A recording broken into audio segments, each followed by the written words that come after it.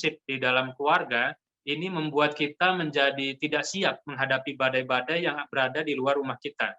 Next, berikutnya. Ya, next berikutnya slide-nya. Ya. Nah, di sini kita bisa melihat bahwa toxic relationship itu akan menjadi suatu pola.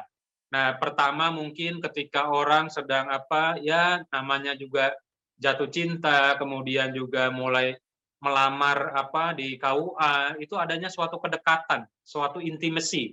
Jadi pertamanya wah jatuh cinta sekali, saya jadikan istri dan segala macam sehingga adanya intimacy. Nah, intimacy ini adalah suatu kedekatan, itu mungkin orang ketika menikah itu pada ya 3 bulan pertama itu masih seperti suasananya masih suasana bulan madu. Nah, tetapi nanti mungkin berlanjut ketika pernikahan memasuki usia 1 tahun, akan menimbulkan suatu konflik-konflik. Konflik ini macam-macam dari faktor ekonomi, faktor sosial, kultur budaya, dan segala macam, sehingga konflik ini akan menimbulkan suatu masalah di kemudian hari, dan mungkin akan dipendam di dalam pikiran sadar dan pikiran bawah sadar kita. Dan akhirnya akan menimbulkan beberapa gejala di dalam toxic relationship ini, salah satunya adalah anxiety. Anxiety ini adalah, kalau diibaratkan, diistilahkan adalah the hyperestimation of the situation, but hypoestimation of the self-esteem. Jadi kita ini menjadi was-was, segala sesuatunya diperkirakan jangan-jangan. Kata orang Jawanya, kan seperti itu ya, jangan-jangan, jangan-jangan. Nah, seperti itu, kecemasan itu nanti akan timbul, nanti mulai adanya gejala-gejala kecemasan yang memang akan mempengaruhi kehidupan kita. Nah, kemudian juga di dalam kehidupan, nanti akan berlanjut lagi daripada konflik-konflik itu adu argumen, kemudian adanya menarik diri di dalam keluarga sendiri, kemudian juga saling menyakiti. Nah, kemudian pada tahapan selanjutnya, kalau apabila kita membiarkan itu terjadi terus, akan timbulnya isolation dan juga loneliness. Kayaknya kok hidup kayaknya di dunia ini kayaknya saya sendirian aja sih, kok rasanya saya sepi dan segala macam. Itu akan timbul, itu sudah masuk pada tahapan depresi. Nah, kemudian apabila tahapan-tahapan daripada kehidupan di keluarga itu berlanjut dan konflik tidak bisa diselesaikan, itu akan menimbulkan juga separation of anxiety. Jadi nanti ketika mulai adanya pisah ranjang, kemudian juga berpisah dan segala macam, itu akan sangat-sangat mempengaruhi kejiwaan dan akan membuat kinerja kita semakin menurun dan kita menjadi korban di dalam kehidupan ini. Next, berikutnya. Ya, berikutnya. Ya, kalau toksik itu, kalau kita istilahkan, itu ada tahapan-tahapan sebelum adanya toksik. Kalau ada masalah, jadi dalam kehidupan ini kita tidak berharap semuanya lancar-lancar saja. Kalau semuanya lancar-lancar saja, berarti kita hidup di dalam dunia surga. Nah, kalau kita hidup di dunia, berarti ada masalah, ada permasalahan, ada juga tantangan, itu adalah suatu yang biasa saja. Nah, ketika ada masalah ataupun tantangan, itu masih bisa juga disebut juga stres positif. Jadi kalau stres itu adalah tekanan di dalam kehidupan, ada yang bersifat positif. Dia mungkin ya kalau ada tantangan misalnya target dari pusat seperti target-target segala macam, kalau kita sikapi dengan positif, itu masih bisa disebut juga masih bersifat yang masih bisa kita coping, bisa kita atasi. Mungkin kalau ada tantangan terutama juga di rumah, mungkin hanya jantung berdebar, hormon kita menjadi meningkat, kemudian kita menjadi lebih waspada, itu masih dalam taraf positif. Kemudian, kalau apabila tantangan itu semakin meningkat dan juga levelnya semakin meninggi, itu akan masuk juga kepada tahapan yang masih bisa ditoleransi, yang masih bisa kita masih bisalah seminggu 2 minggu kita atasi lah, masih bisa kita toleransi. Mudah-mudahan badainya itu di 2 minggu ke atas lagi sudah bisa menurun. Tetapi apabila permasalahan itu berlanjut dan kita melihat kayaknya sudah sampai 1 tahun dan 2 tahun, dan tenaga kita, energi kita sudah terkuras sangat habis dengan permasalahan itu akan memasuki tahapan yang disebut juga dengan tahapan toksik. Nah, toksik itu yang perlu kita evaluasi, jangan sampai racun itu mempengaruhi tubuh kita. Nah, next, berikutnya. Nah, di sini juga ada ciri-ciri daripada toxic relationship ya. Dari intention pertemuan komunikasi yang semakin berkurang, kemudian isolasi diri, kemudian mengecilkan perasaan, termasuk juga kepada verbal abuse, kekerasan terhadap fisik dan segala macam, dan kemudian juga hubungan yang terasa seperti roller coaster. Roller coaster ya kalau kita di dunia fantasi ya, itu roller coaster itu kan bikin adrenalinnya semakin meninggi ya. Pagi-pagi enak, tiba-tiba jantung kita berdebar kalau sore hari. Apalagi yang bakal terjadi ya. Nah, seperti itu. Kalau kehidupan sudah seperti roller coaster, itu akan menjadi diri kita menjadi tantangan dan berpikir lebih jauh lagi. Kemudian juga beberapa kejadian yang sehingga membuat kita tidak efektif di dalam kehidupan di dalam rumah tangga. Next, berikutnya. Ya, efeknya itu dari toxic relationship ini di dalam ilmu kedokteran jiwa itu adanya HPA axis. HPA axis ini adalah hipotalami daripada pituitary axis. Jadi nanti akan mempengaruhi pada hipotalamus kita, nanti hipotalamus akan memerintahkan kepada anterior pituitarinya agar menyuruh kepada kelenjar adrenal agar memberikan respon terhadap adanya stres ataupun tekanan. Nah, respon itu kalau kelenjar adrenal itu sifatnya kalau di pembuluh darah bersifat vasokonstriksi, jadi nanti pembuluh darah kita mengecil sehingga nanti leher kita terasa tegang, kemudian kepala menjadi berat, jantung menjadi berdebar lebih cepat, ataupun juga nanti kepada paru-paru diinstruksikan juga agar nafasnya menjadi lebih cepat. Dan juga bisa juga kepada lambung, lambung itu bisa menimbulkan mudah mual, mudah muntah, kemudian kadang-kadang adanya mencret, diare, dan gangguan-gangguan di seluruh saraf otonom kita.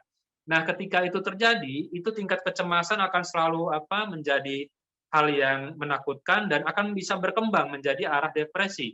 Nah, kalau depresi itu nanti tidurnya mulai terganggu, kemudian juga adanya panic attack dan juga perasaan isolasi diri, tidak merasa berharga dan merasa kehidupan ini tidak menjadi sesuatu yang bisa diharapkan lagi. Ataupun yang lebih menakutkan timbulnya keinginan untuk melakukan suatu keinginan bunuh diri. Next, berikutnya. Nah, di sini kita bisa membuktikan bahwa stres itu tidak boleh kita biarkan, harus bisa kita atasi. Karena kalau kita membiarkan, di sini bisa kita lihat dari hasil CT scan-nya ya. Ketika orang sedang stres, itu ada hormon yang disebut juga hormon stres atau kortisol. Nah, ketika kortisol itu meningkat, itu akan menimbulkan suatu gangguan sehingga selain hubungan tadi toksik, tubuh pun menjadi toksik oleh kortisol itu sendiri. Nah, di sini bisa dilihat dari CT scan-nya bagaimana aktivasi daripada kortisol level lebih tinggi daripada wanita ketika mengalami suatu toxic relationship. Itu bisa dilihat pada gambar CT scan ini. Kemudian next berikutnya. Nah, di dalam kehidupan kita bisa melihat bahwa kehidupan ini terdiri daripada conscious mind dan subconscious mind. Pikiran sadar dan pikiran bawah sadar. Nah, kalau kita misalnya melihat bahwa peristiwa kapal Titanic ya, kapal Titanic ada filmnya, di situ dia berlayar, kemudian kata nahkodanya, dia melihat adanya suatu gundukan gunung es yang sangat kecil. Nah, gundukan gunung es sangat kecil itu diabaikan oleh nahkoda tersebut. Nah, ketika diabaikan, kemudian ditabraklah gunung es yang kecil itu, ternyata kapal Titanic yang sangat besar dan legendaris ini ternyata menjadi karam. Kenapa menjadi karam? Ternyata yang nampak adalah gunung yang kecil. Ternyata di bawahnya adalah suatu gunung yang sangat besar. Nah, begitu juga dengan pikiran kita. Pikiran manusia ternyata 18% adalah pikiran sadar kita. Dan yang sisanya adalah sekitar 82% adalah pikiran bawah sadar kita. Nah, di dalam kehidupan yang perlu kita waspadai adalah pikiran bawah sadar kita. Karena dia seperti gunung es yang sanggup menenggelamkan kapal Titanic. Nah, sekarang bagaimana kita menyikapi pikiran bawah sadar kita sehingga kita bisa memaintenance daripada pikiran bawah sadar kita sehingga kita tidak menjadi tenggelam dan menjadi korban di dalam kehidupan ini. Next, berikutnya. Nah, di sini kita akan melihat bahwa di dalam kehidupan hanya kita melihat bahwa kehidupan ini terpengaruh pikiran bawah sadar dipengaruhi oleh adanya amigdala. Nah, amigdala ini adalah suatu bagian di dalam otak kita, besarnya sebesar kacang pinat ya, kecil sekali, tetapi dia bersifat sangat-sangat korelasi sekali dengan pikiran bawah sadar kita. Walaupun seukuran kacang peanut, tetapi dia akan berpengaruh dan akan mempengaruhi kehidupan kita termasuk untuk gangguan-gangguan mental, terutama terhadap kecemasan. Nah, amigdala ini bersifat namanya fight or flight. Jadi kalau kita ada masalah, itu sifatnya fight or flight, hadapi atau kita lari. Nah, amigdala inilah yang mempengaruhi. Jadi misal kita menghadapi suatu permasalahan, ketika ditangkap suatu permasalahan itu oleh indera kita, terutama mata dan telinga, maka akan masuk di dalam otak kita. Dan ketika masuk di dalam otak kita, permasalahan itu, informasi permasalahan itu pertama akan di barrier dulu, akan dijaga dulu oleh yang disebut juga dengan sistem talamus. Oleh talamus dia akan mengkondisikan ini informasi apa. Nah, ketika informasi itu masuk, kemudian dia berpikir, apakah ini informasi yang aman ataukah ini informasi yang tidak aman. Nah, informasi aman ataupun tidak aman pertama akan dikirimkan dahulu ke dalam sistem namanya sistem prefrontal cortex. Nah, di dalam korteks itu adalah sistem yang menyaring lagi dan mengkritisi suatu masalah. Dia akan menganalisa, masalah ini begini, begini, begini. Kemudian kita punya data di otak seperti ini, solusinya seperti ini. Nah, itu adalah tugas daripada prefrontal cortex. Tetapi di satu sisi, terkadang masalah itu tidak bisa disaring oleh talamus, sehingga langsung masuk kepada jaringan amigdala. Nah, amigdala ini adalah pikiran bawah sadar. Kalau tadi korteks adalah yang mengkritisi, dia tugasnya untuk segala sesuatu data untuk pikiran sadar kita. Nah, amigdala adalah pikiran bawah sadar kita. Terkadang peristiwa-peristiwa yang sangat berat itu tidak sempat dikritisi oleh korteks, sehingga dia langsung dari talamus langsung masuk ke amigdala. Dan ketika masuk di amigdala sebagai reservoir besar di dalam menyikapi menampung semua data baik, data buruk, dia akan langsung merespon. Nah, kalau amigdala ini sifatnya fight or flight, hadapi atau lari. Nah, ketika orang menjadi lari, itu akan menjadi permasalahan adalah sistem saraf otonom akan bereaksi. Nah, sistem saraf otonom itu nanti akan bereaksi, misalnya kalau di leher, menjadi tegang. Kemudian kalau misalnya saraf otonom di dada, itu mempengaruhi jantung menjadi palpitasi atau menjadi palpitasi gerakannya menjadi lebih cepat, kemudian nafas menjadi pendek, kemudian kalau ke daerah saraf otonom abdomen, itu menjadi kita mudah diare, mudah muntah, mual. Kalau turun lagi kepada saraf otonom daerah urogenital, itu kandung kemih, itu kita kalau lagi cemas itu jadi mudah pipis dan segala macam. Nah, disitulah bagaimana kita melihat permasalahan yang masuk di kepala kita, itu akan mempengaruhi ke seluruh sistem tubuh kita. Sehingga nanti ketika mempengaruhi kita, itu juga mempengaruhi kepada autoimun atau daya tahan tubuh kita. Nah, sekarang orang lagi corona, perlu imunitas yang sangat tinggi, jangan sampai kecemasan ini menjadi pintu masuk kita, sehingga imunitas kita menjadi berkurang. Next, berikutnya. Berikutnya. Nah, sekarang di dalam toxic relationship, kita perlu mewaspadai dan juga saling mengenal. Jadi mungkin ada yang sering membaca buku Mars dan Venus ya, bagaimana perbedaan laki-laki sebagai makhluk Mars dan juga perempuan sebagai makhluk Venus, itu memang berbeda. Ternyata wanita dan perempuan itu berbeda secara biologi dan juga seluler dan juga hormonal. Nah, ketika di dalam keluarga kita memahami secara biologi dan juga hormonal daripada pasangan kita, kita akan lebih legowo, kata orang Jawa ya, lebih legowo, kita lebih bisa menerima terhadap segala kekurangan daripada pasangan kita, baik suami atau terhadap istri juga. Nah, biar kita legowo ini tidak bisa kita buat-buat, tetapi harus dengan ilmu. Ilmunya bagaimana kita bisa legowo, bisa menyikapi di dalam kehidupan ini. Kadang-kadang kan di keluarga juga ada badai, ada juga cobaan dan segala macam. Nah, di sini kita bisa, agar kita bisa legowo dan bisa menilai segala sesuatunya secara proporsional dan tidak menjadi korban di dalam kehidupan, kita harus menilainya secara utuh.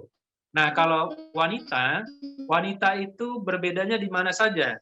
Terutama pada wanita itu mempunyai korpus kalosum yang sangat besar. Jadi korpus kalosum itu adalah suatu jaringan ikat yang berada di otak yang menjadi bridge atau menjadi jembatan antara otak kanan dan otak kiri. Nah, dengan adanya corpus callosum pada wanita yang lebih besar dan lebih banyak dibandingkan laki-laki, itu akan menyebabkan beberapa kriteria dan juga perbedaan. Ya, saya teruskan ya.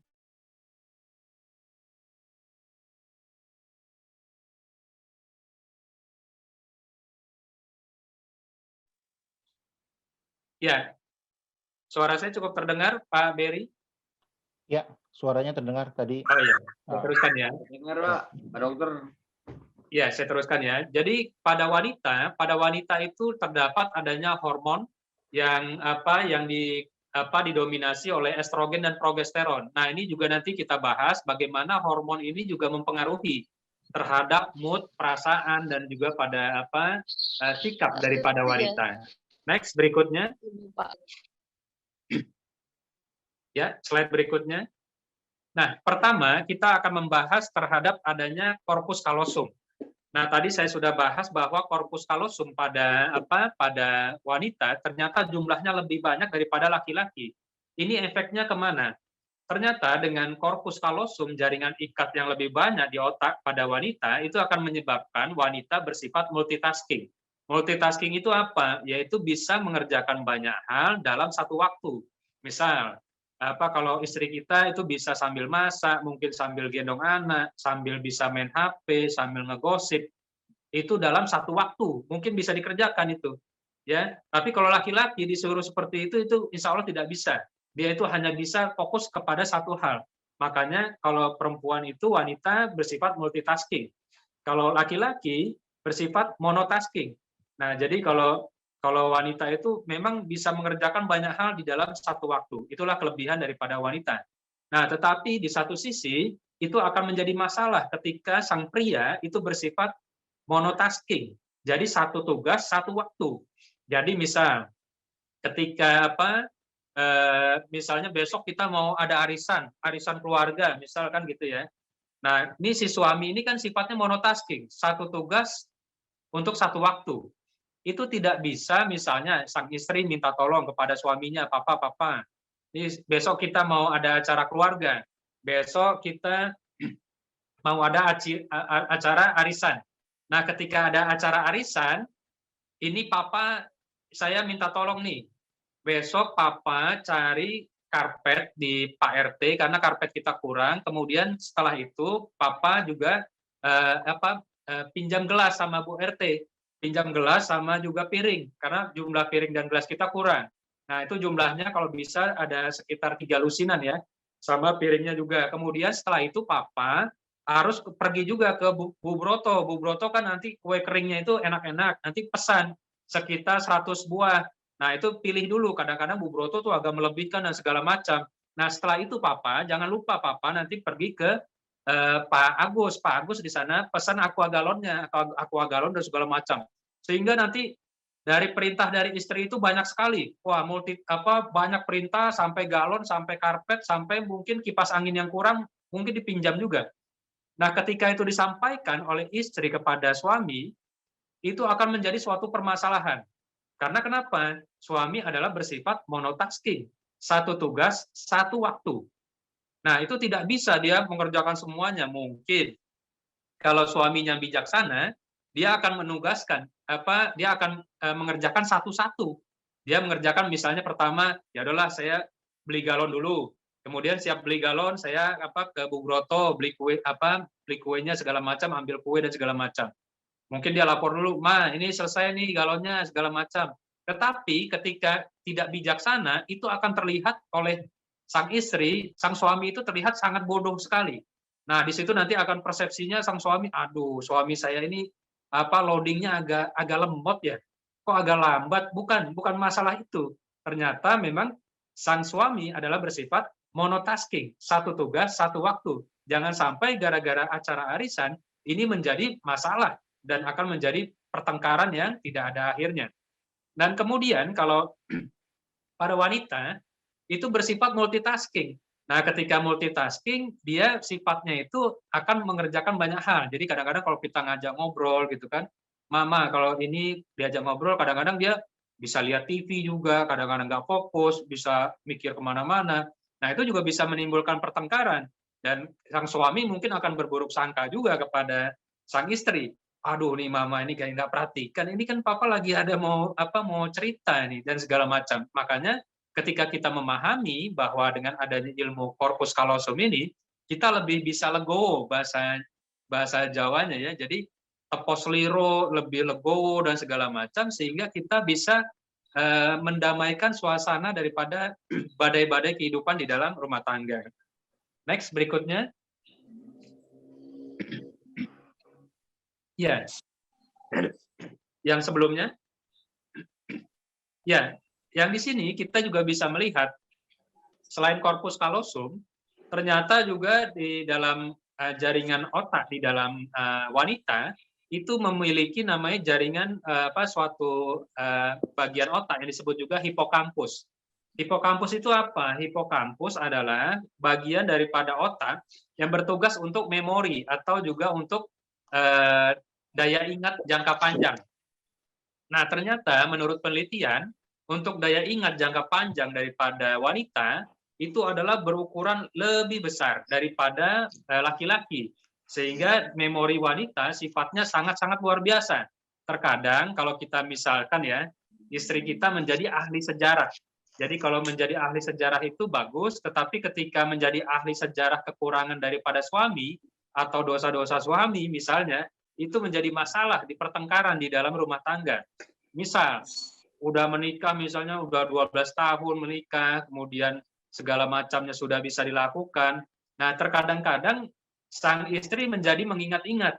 Nah, mengingat-ingat nih, misalnya contohnya, Papa ingat nggak dosa Papa 12 tahun yang lalu? Papa kan begini, kemudian pada tanggal 23 Februari 2009 segala macam nih, Papa nih kan begini.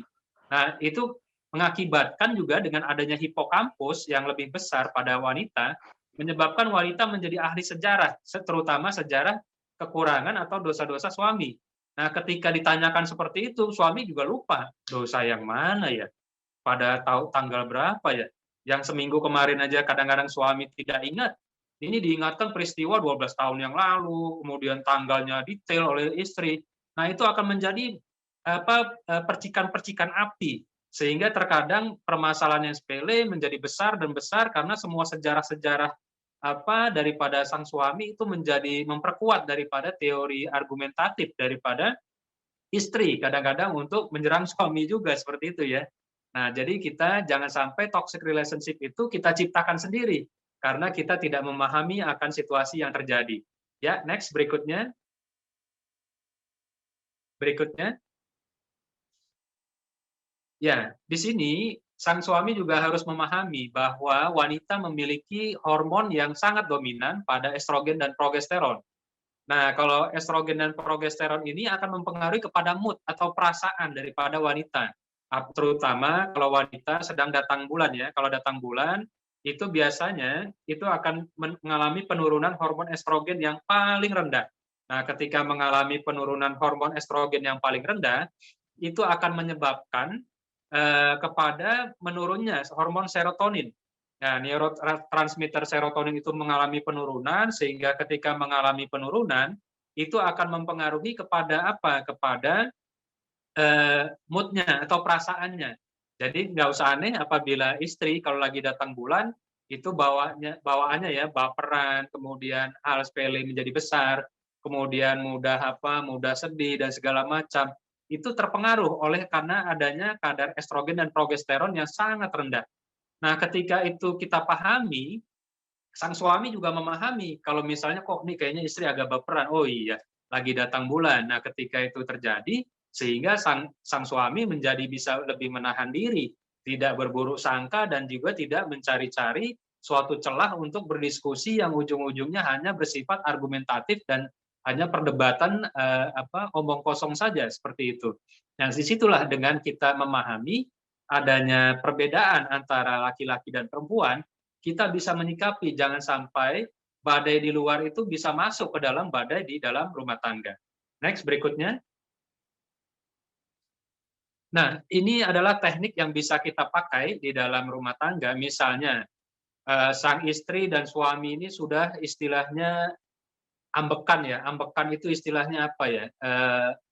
Ngambek. Nah, ngambek itu udah pokoknya udah nggak mau ngomong lah, nggak mau ngomong antara laki-laki dan antara suami dan istri. Itu mungkin permasalahan entah karena apa, itu jadi dia mulai ngambek. Nah, mulai ngambek dan segala macam, suami nggak mau ngomong, istri nggak mau ngomong, itu akan menjadi sulit untuk menciptakan komunikasi, untuk menciptakan namanya perdamaian, seperti itu ya. Nah, teknik ini bisa kita pakai. Salah satunya adalah teknik mirroring. Teknik mirroring ini adalah bagaimana kita menyamakan gelombang antara orang yang berbeda, sehingga kita bisa menciptakan hubungan tanpa harus mengucapkan kata-kata yang terlalu banyak. Nah, di sini teknik mirroring ini bisa kita pakai. Salah satu contohnya yaitu yang kita lihat di gambar ini ya. Di sini ada salah satu Perdana Menteri dari Uni Eropa dan juga Barack Obama. Nah, di sini mirroring ini apa? Yaitu kaca, gerakan kaca, di mana lawan bicaranya mengikuti gerakan daripada lawan bicaranya. Jadi ketika dia mengikuti, sang lawan bicara merasa nyaman. Ketika merasa nyaman, gerakannya sama. Seperti kita aja. Misalnya, dari mana nih? Dari Sumatera. Oh, Sumatera, oh satu kampung. Ketika satu kampung kan enak kita. Atau dari Jawa, oh satu kampung enak segala sesuatunya. Tetapi kalau kita tidak ada persamaan atau berbeda, itu sulit kita menyatukan. Oh, saya dari Sumatera, Bapak ini dari Jawa, Bapak ini dari ini. Ketika berbeda, kita sulit untuk menyamakan gelombang. Nah, ketika perbedaan itu tidak bisa kita samakan, cara yang paling efektif adalah kita menyamakan gerakannya. Jadi misal Barack Obama jaket jasnya ya diselempangkan di dada di punggungnya, kemudian untuk membina rapotnya itu dilakukan juga oleh si Perdana Menteri ini dengan menggantungkan juga, tapi di sebelah kiri, Barack Obama sebelah kanan, dia menggantungkan juga sebelah kiri. Itu akan menciptakan hubungan atau perasaan yang sama, padahal gerakan-gerakannya. Nah, di sini juga bisa kita lihat Barack Obama sedang juga menonton bisbol ya. Jadi kalau di Amerika Serikat hobinya main bisbol, itu gerakannya juga disamakan. Barack Obama-nya memegang dagunya sembari menonton bisbol, dan Perdana Menteri dari Uni Eropanya juga ikut-ikutan. Dia sengaja itu diciptakan gerakannya mirroring. Nah, di sini ini adalah tingkat dari kepala negara. Nah, bagaimana juga dengan kepala rumah tangga?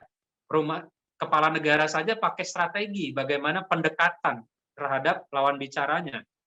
Nah, begitu juga kita sebagai kepala rumah tangga. Kepala rumah tangga lakukan mirroring ini. Misal kalau istrinya lagi ngobrol, kemudian tangannya lagi garuk-garuk misalnya di pipi gitu kan, kita ikut aja, garuk aja lah. Dihitung aja, misalnya dia garuk 1, 2, 3 garuk, kemudian kita hitung lagi dalam hati 1, 2, 3, kita ikut garuk juga. Garuk pura-pura aja sebelah kiri, kemudian dia garuk kepala istrinya kan, lagi garuk kepala, kita hitung 1, 2, 3 dalam hati, kemudian kita ikut-ikutan garuk juga. Nah, ketika kita melakukan itu, gelombang itu akan terkirim ke pikiran bawah sadar sang pasangan kita. Ketika terkirim, dia merasa kok sama, ketika ada sama dan sama dan sama, kita bisa mengeliminir segala perbedaan ataupun konflik yang tadinya terjadi di pikiran sadar kita. Sehingga teknik mirroring ini sebaiknya bisa dipakai terhadap kita sendiri di dalam berkeluarga. Next, berikutnya. Nah, ketika kita berkeluarga, itu juga permasalahan itu terkadang, sebesar apapun masalah, terkadang bisa diselesaikan juga, yaitu yang bisa kita selesaikan di atas ranjang. Nah, jadi kalau suami istri itu lakukanlah hubungan seksual yang teratur. Misal, kalau pasangan suami istri umur 20 sampai 30, itu minimal lakukan hubungan suami istri adalah seminggu 3 kali atau 4 kali, minimal ya. Nah, kemudian kalau pasangan itu usia 30 sampai 40, minimal lakukan hubungan suami istri sekitar 3 kali atau 2 kali. Tetapi kalau misalnya umurnya 50 sampai 60, itu minimal lakukan hubungan suami istri seminggu sekali 1 atau 2 kali. Kalau usianya sudah di atas 60 ya itu wallahu alam ya, itu mungkin sudah tidak performanya sudah tidak bagus lagi.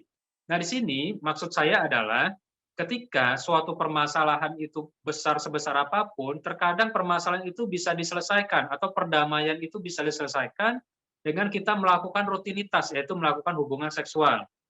Dengan timbulnya orgasmus daripada pasangan kita, itu akan mengeluarkan hormon senang atau hormon endorfin, ataupun juga hormon cinta yang disebut juga hormon oksitosin. Nah, ketika hormon senang, hormon oksitosin dan juga endorfin itu keluar di kepala kita dan juga pasangan kita, itu hormon-hormon stres, kortisol akan dibunuh oleh pada hormon-hormon daripada endorfin kita. Maka dari itu jangan sepelekan. Jadi kadang-kadang kita menemukan pasien melakukan hubungan seksual kadang-kadang setahun 3 kali, setahun 4 kali. Padahal syaratnya adalah seminggu aja usia-usia tadi yang saya sampaikan, seminggu minimal 4 atau 3. Jadi ketika kita melakukan itu sangat-sangat jarang, itu kita malah menciptakan jurang yang sangat-sangat jauh, dan akhirnya konflik itu tidak akan selesai-selesai. Seperti itu. Next, berikutnya.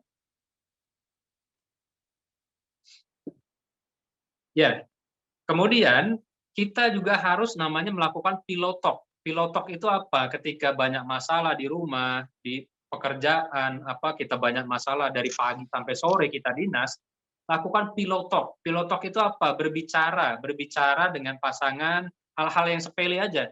Misalnya cerita, mama itu tadi pagi tuh tukang parkir di kantor tuh kayaknya gimana sih, itu cerita aja hal-hal sepele. Kemudian hal-hal yang mungkin mamanya cerita, oh ya harga sayur kok naik ya kemarin ya, kok harga cabai keriting dan kol bawang apalah, bahas sepele-sepele kepada suami, itu dilakukan di atas tempat tidur. Nah, ketika melakukan itu akan menimbulkan hubungan yang lebih baik lagi di dalam keluarga kita. Nah, tetapi ketika kita ingin ventilasi, ingin bercerita dan segala macam itu tidak ada salurannya, kepada istri-istri diam aja, kepada suami-suami diam aja, tidak peduli dan segala macam, itu akan menimbulkan pasangan kita akan mencari saluran-saluran lain. Jadi kalau dia tidak mendapatkan saluran di rumah, dia akan berpikir saluran-saluran lain yang akan dia salurkan, bercerita ke tempat lain, ke lawan jenis lain, sehingga nanti bisa lihat di gambar ini, dia menyalurkan inspirasinya, aspirasinya malah ke tempat lain, sehingga nanti akan menimbulkan seperti lagunya Sheila on 7 ya, sepia itu untuk sangat-sangat berbahaya sekali di dalam hubungan berkeluarga. Next, berikutnya. Nah, ketika toxic relationship ini harus kita selesaikan dengan perlahan namun pasti, dan juga dengan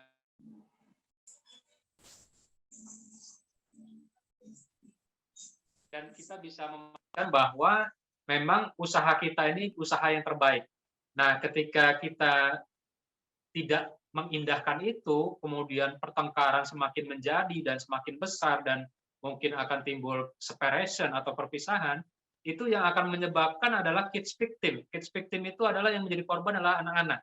Jadi anak-anak kok ada anak yang nakal, ada dan segala macam, itu juga bisa timbul karena adanya korban dari toxic relationship daripada orang tuanya.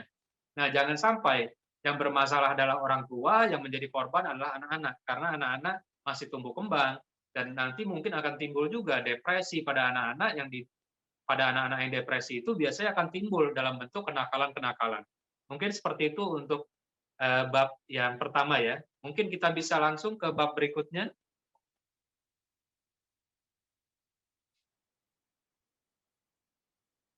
Ya.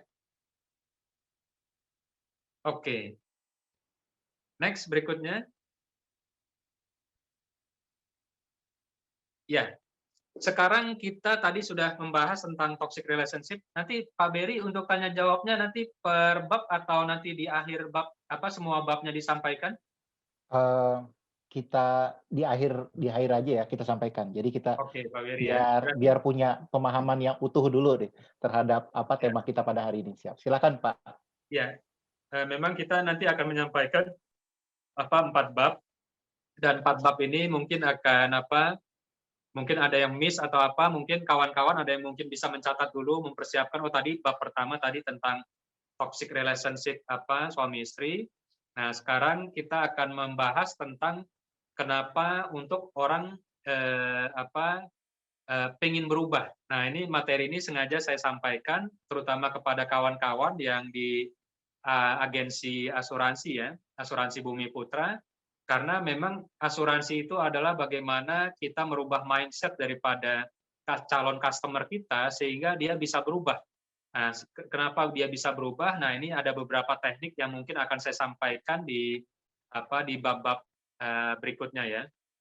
Nah, ini kita dari tadi pertama tentang membahas toxic relationship, kita akan membahas tentang mekanisme mengapa orang bisa berubah.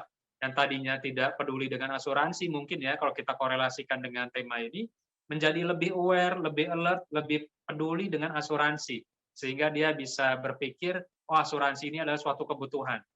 Nah, pertama di dalam otak kita kenapa orang mau berubah itu adalah yang seperti saya sampaikan. Ternyata di dalam otak manusia itu adalah adanya suatu bagian sebesar kacang pinat yang disebut juga dengan amigdala.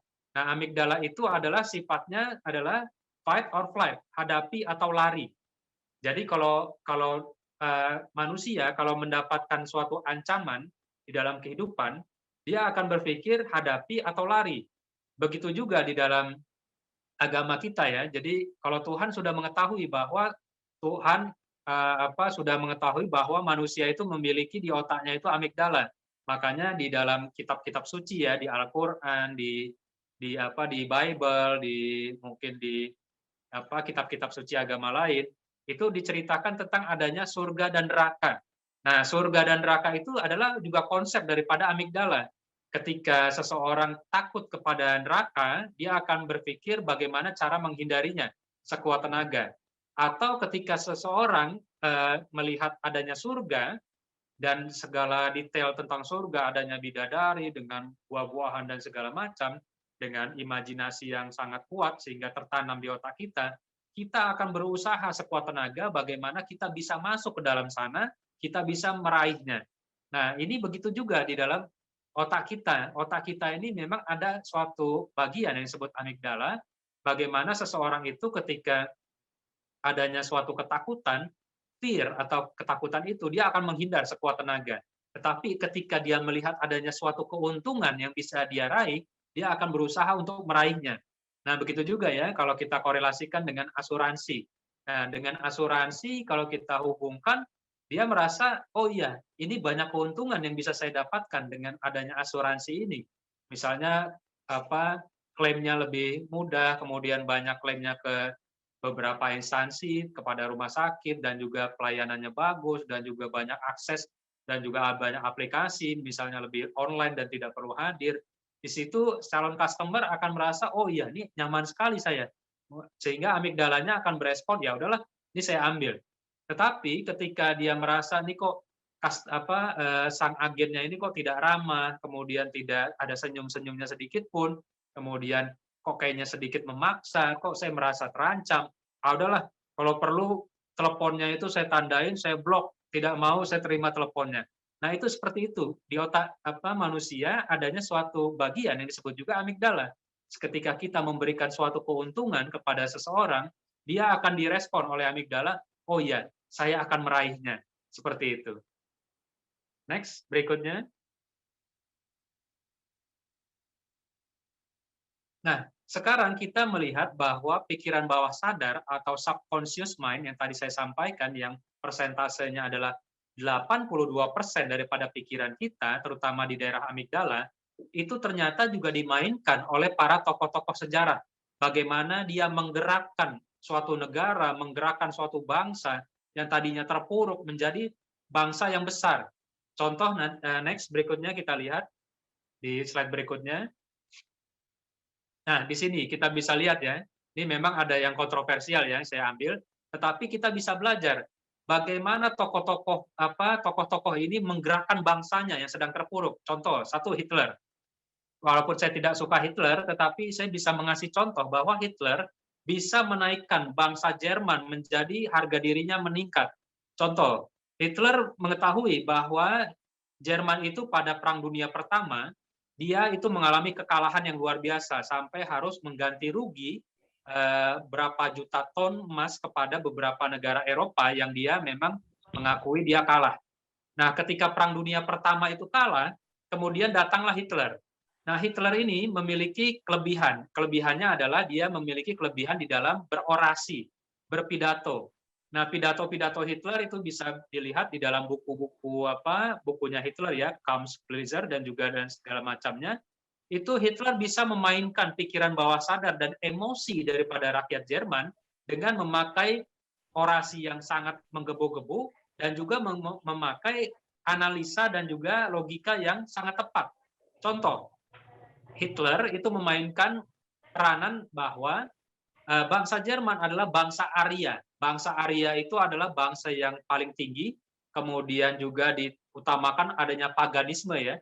Paganisme itu apa? Jadi membangkitkan bahwa dulu bangsa Jerman ini keturunan orang-orang hebat. Makanya kalau ada parade ya, kalau kita bisa lihat di YouTube, parade daripada Hitler ya, daripada tentara Jerman itu ada lambang-lambangnya, lambang-lambang burung elang dan segala macam, kebesaran-kebesaran daripada bangsa Jerman terdahulu, paganismenya itu dipakai oleh Hitler itu sendiri, termasuk lambang-lambang swastika. Itu adalah lambang-lambang nenek moyang yang dimiliki daripada keunggulan bangsa Jerman zaman dahulu. Nah, di situ dia membangkitkan harga diri daripada bangsa Jerman yang kalah pada Perang Dunia Pertama, sehingga berbicara kepada pikiran bawah sadar bangsa Jerman secara keseluruhan. Sehingga yang tadi mentalnya jatuh pada Perang Dunia Pertama, akhirnya menjadi bangkit. Dan mereka akhirnya dengan digerakkan oleh Hitler dan segala macam, dan akhirnya malah berani menginisiasi terjadinya Perang Dunia Kedua. Bayangkan, Perang Dunia Pertama dia kalah telak, dia menginisiasi untuk timbulnya Perang Dunia Kedua sehingga dia bisa merebut beberapa daerah. Nah, di sini kita bisa melihat bagaimana seorang tokoh itu bisa mempengaruhi pikiran bawah sadar daripada suatu bangsa sehingga bergerak untuk maju dari terpuruk menjadi bangkit. Nah, di sini dalam agen Bumi Putra, bagaimana seorang leader tim ataupun juga dari pusat bisa membangkitkan daripada mungkin mental daripada agen-agen yang sedang terpuruk karena COVID Corona dan segala macam ataupun mengalami penolakan-penolakan di dalam proses berdiskusi dengan calon customer, itu sang leader ini bisa membangkitkan semangat daripada seluruh agen ini, seperti tokoh-tokoh yang saya sebutkan. Atau juga Lenin, ya saya sebetulnya tidak setuju dengan Hitler dan Lenin, tapi saya bisa melihat bahwa di sini Rusia ini yang tadinya bangsanya terpecah-pecah itu akhirnya bangkit dan bersatu dan akhirnya menjadi negara yang mendominasi ya pada saat Perang Dingin dahulu, yaitu dominasi Amerika Serikat dan juga Uni Soviet. Di sini bisa dilihat sejarah Rusia yang sangat penuh kemiskinan akhirnya bangkit dan memimpin dunia. Kemudian juga kita juga bisa melihat misalnya Soekarno ya, Presiden Soekarno itu membangkitkan bangsa kita agar bersatu. Kemudian bangkit dari penjajahan dan menyatukan seluruh bangsa kita yang terjajah dari Sabang sampai Merauke yang tadi terpecah belah akhirnya bersatu. Disitulah peranan daripada leader membangkitkan pikiran bawah sadar daripada bawahannya, yaitu pada agen-agen di bawahnya. Ataupun juga pada Donald Trump ya. Donald Trump itu juga menggunakan jargon-jargon ya. Jadi ketika Donald Trump, walaupun saya juga tidak suka dengan Donald Trump, tetapi saya bisa mengambil contoh. Ketika Donald Trump menggunakan jargon "Let's make America great again". Nah, itu adalah kalimat yang membangkitkan bangsa Amerika bahwa saya akan membangkitkan kembali Amerika menjadi bangsa yang besar. Nah, di situ jargon-jargon itu adalah suatu kalimat-kalimat yang menyambung menjadi komunikasi kepada pikiran bawah sadar rakyat Amerika Serikat.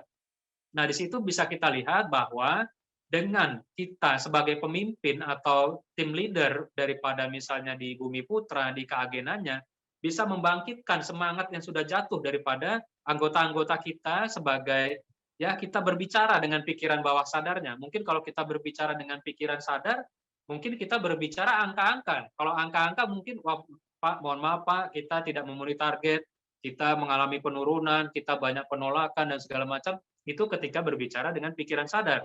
Tetapi ketika kita sebagai leader berbicara dengan pikiran bawah sadar, itu akan menimbulkan suatu kebangkitan yang luar biasa, tergantung kepada leadernya. Kalau leadernya tidak memiliki inisiatif untuk meningkatkan daripada pikiran bawah sadar bawahannya yang sedang terpuruk oleh corona, itu akan menjadi tanda tanya dan akan berlangsung terus. Jadi kita bisa bercontoh daripada negara-negara, dari negara Jerman, negara Indonesia ketika perang kemerdekaan, negara-negara Uni Soviet dan juga Amerika Serikat, Uni Eropa, negara-negara Islam yang pada zaman-zaman zaman-zaman kemasan Islam itu bisa kita lihat bahwa di situ ada kebangkitan dalam seorang leader membangkitkan semangat daripada bawahannya. Next berikutnya.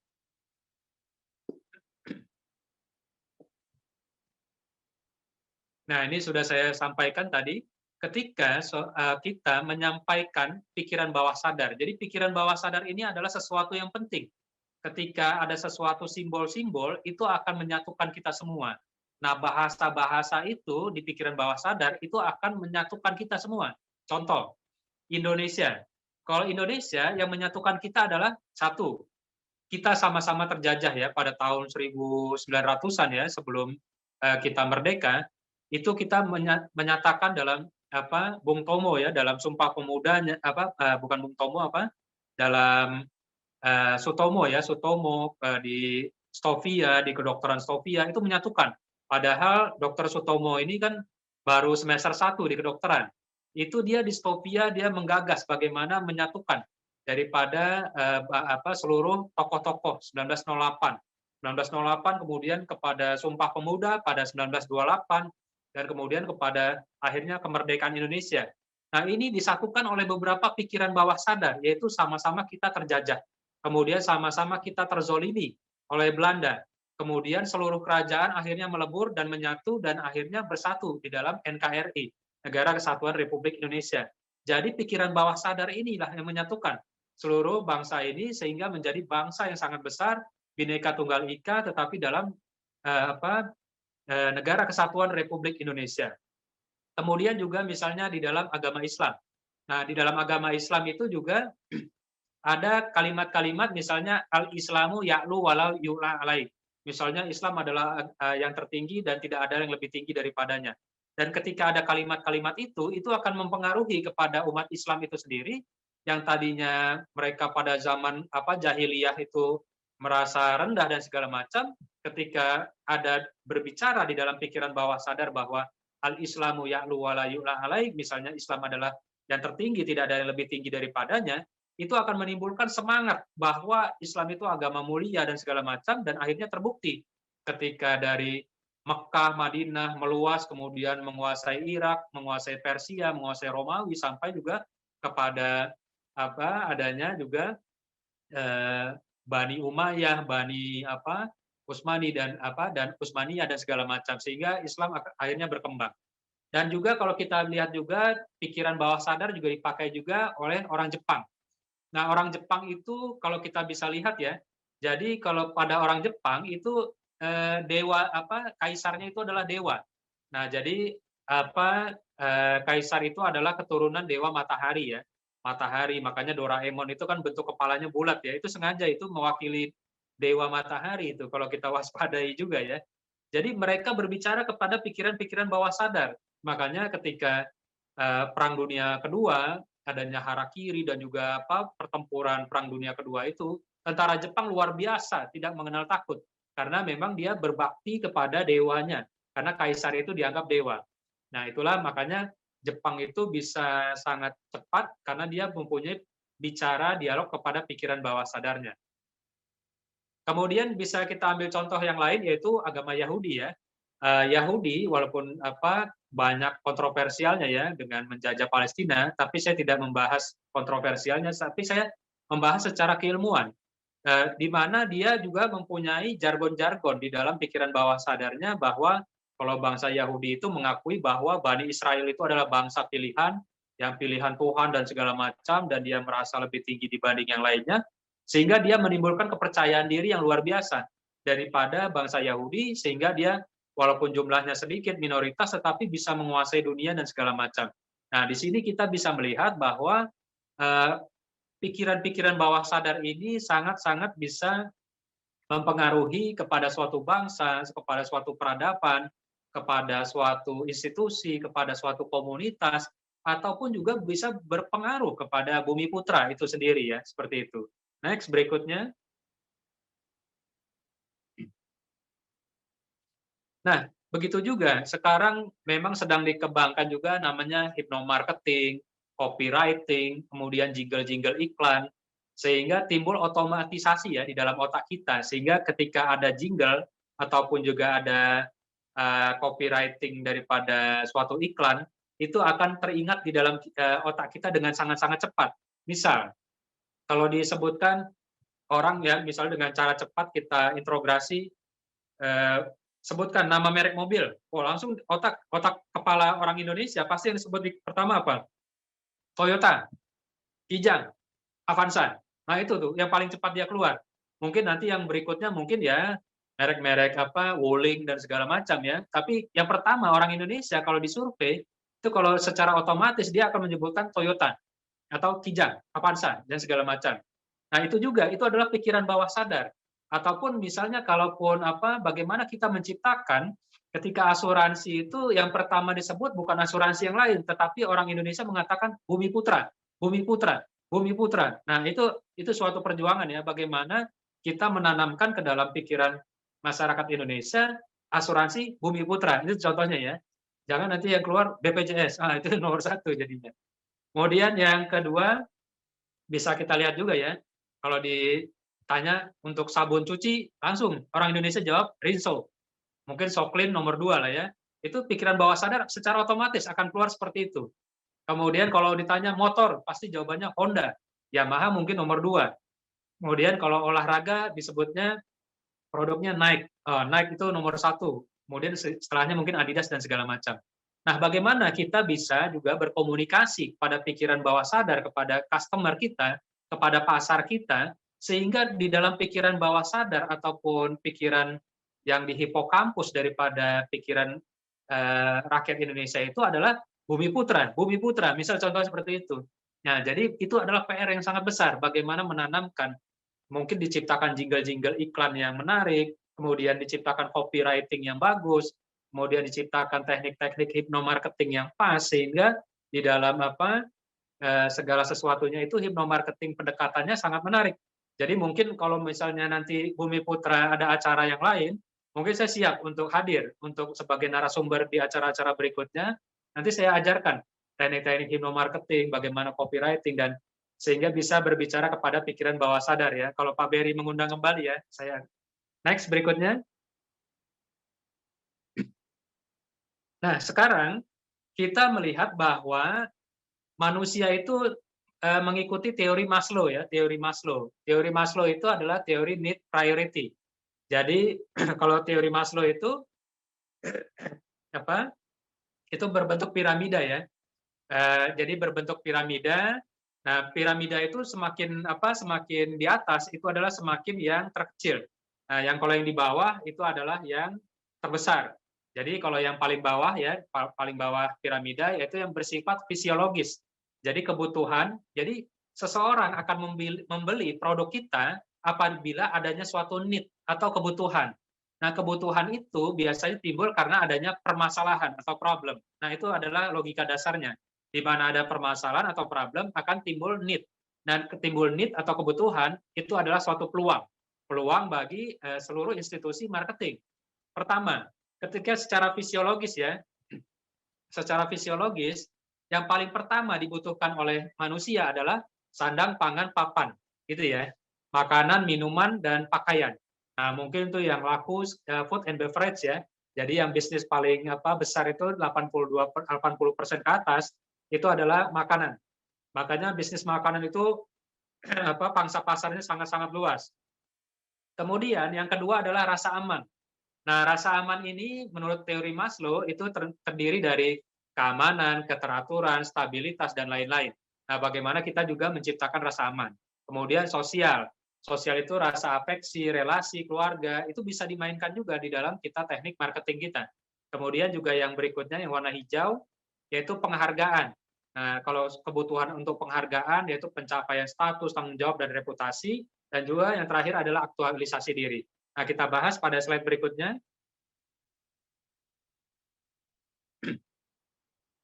Ya, di sini kita bisa lihat ya, dari tadi teori Maslow, kita rubah kepada bentuk yang lebih aktual terhadap ilmu daripada marketing itu sendiri ya.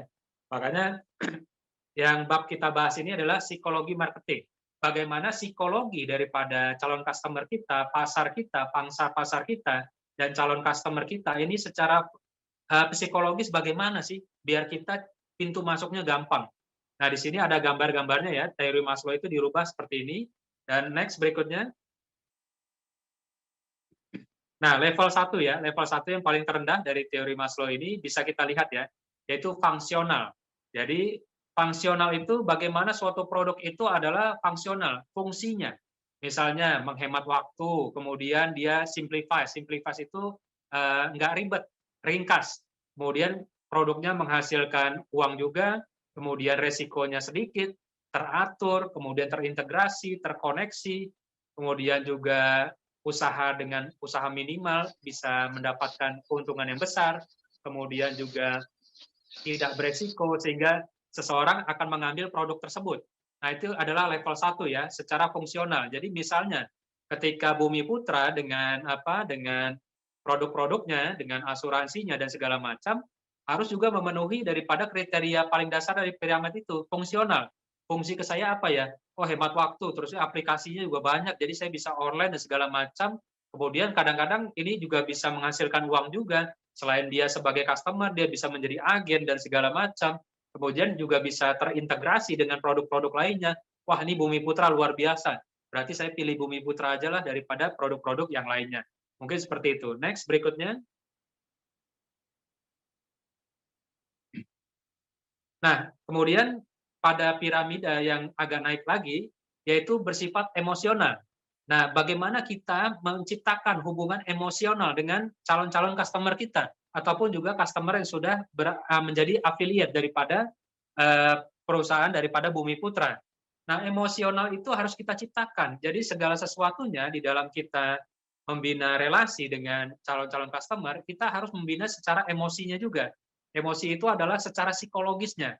Jadi misalnya dengan adanya misalnya emosional ini adalah reduces anxiety, jadi mengurangi kecemasan daripada customer, kemudian penghargaan kepada customer, kemudian mengembalikan nostalgia kepada customer sehingga dia mau beli kepada produk kita, atau juga adanya batch value yang bisa mengakibatkan kalau di sistem limbik kita ya, sistem amigdala itu fight or flight, yang menyenangkan atau yang menakutkan. Nah, ini kita kasih yang menyenangkan semua.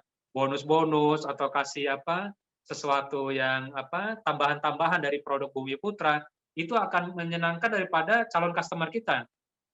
Tadi juga dengan misalnya mengurangi kecemasan, misalnya dengan memakai asuransi Bumi Putra, Anda lebih terjaga, Anda lebih safety, kemudian Anda lebih masa depannya lebih terjamin dan segala macam, kita mainkan dengan emosional secara psikologisnya.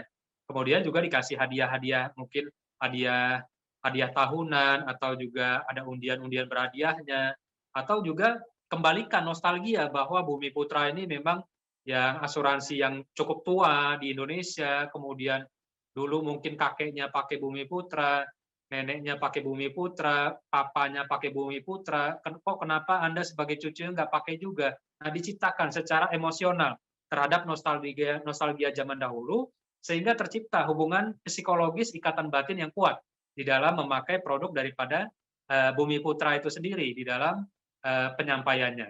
Next, berikutnya. Nah, di dalam kerucut tadi kan semakin mengecil. Nah, yang piramida yang agak pertengahan ya, di suatu produk harus juga menimbulkan life changing. Life changing itu mengakibatkan seseorang itu hidupannya jadi berubah. Jadi misalnya di life changing itu dia suatu produk itu akan mengakibatkan suatu harapan. Kemudian self actualization. Jadi misal kalau saya pakai produknya Bumi Putra, saya dan keluarga saya dan anak cucu saya semuanya terjamin, sehingga masa depan saya dan saya bekerja ini lebih semangat dan tidak memikirkan hal-hal yang sepele lagi karena sudah tercover oleh Bumi Putra dan juga agen-agennya yang sangat luar biasa. Itu contohnya. Atau juga self actualization, dengan saya memakai produknya Bumi Putra, saya juga bisa mendapatkan income juga, bisa menjadi agen dan juga bisa menjadi seorang customer-nya. Nah, di situ kita bisa melihat juga life changing. Jadi dengan mungkin ada produk Bumi Putra yang juga melibatkan afiliasi, juga menimbulkan motivasi, atau juga mungkin kalau misalnya Pak Berry sebagai keagenan dan untuk trainingnya mungkin kita bisa mengadakan family gathering kepada customer-customer yang sudah ada, atau agen-agen di Surabaya ingin juga ada family gathering, membina hubungan, kita siap. Saya sebagai narasumber diundang, silakan. Saya siap untuk membantu Bumi Putra untuk lebih berkembang lagi pada acara-acara yang bersifat lokal terhadap suatu misal di Kalimantan, di mana saya siap untuk membantu dan mengembangkan daripada Bumi Putra itu sendiri, sehingga nanti yang customer yang sudah ada itu lebih kuat lagi, dan yang calon customer juga mungkin akan lebih tertarik untuk mendekati Bumi Putra, seperti itu. Next, berikutnya. Ya, tadi sudah saya sampaikan ya, tadi itu bab tentang bagaimana kita teknik pikiran bawah sadar mendekati daripada calon customer dan juga bagaimana leader mengayomi daripada bawahannya sehingga mengakibatkan bergeraknya pikiran bawah sadar dari manusia sehingga dia mau berubah dan juga menggapai daripada kesejahteraan. Seperti itu ya. Next, berikutnya. Ya. Oke, ya. Ya, kita teruskan ya. Ini mohon maaf ya, saya matikan HP dulu sebentar. Mohon maaf ini.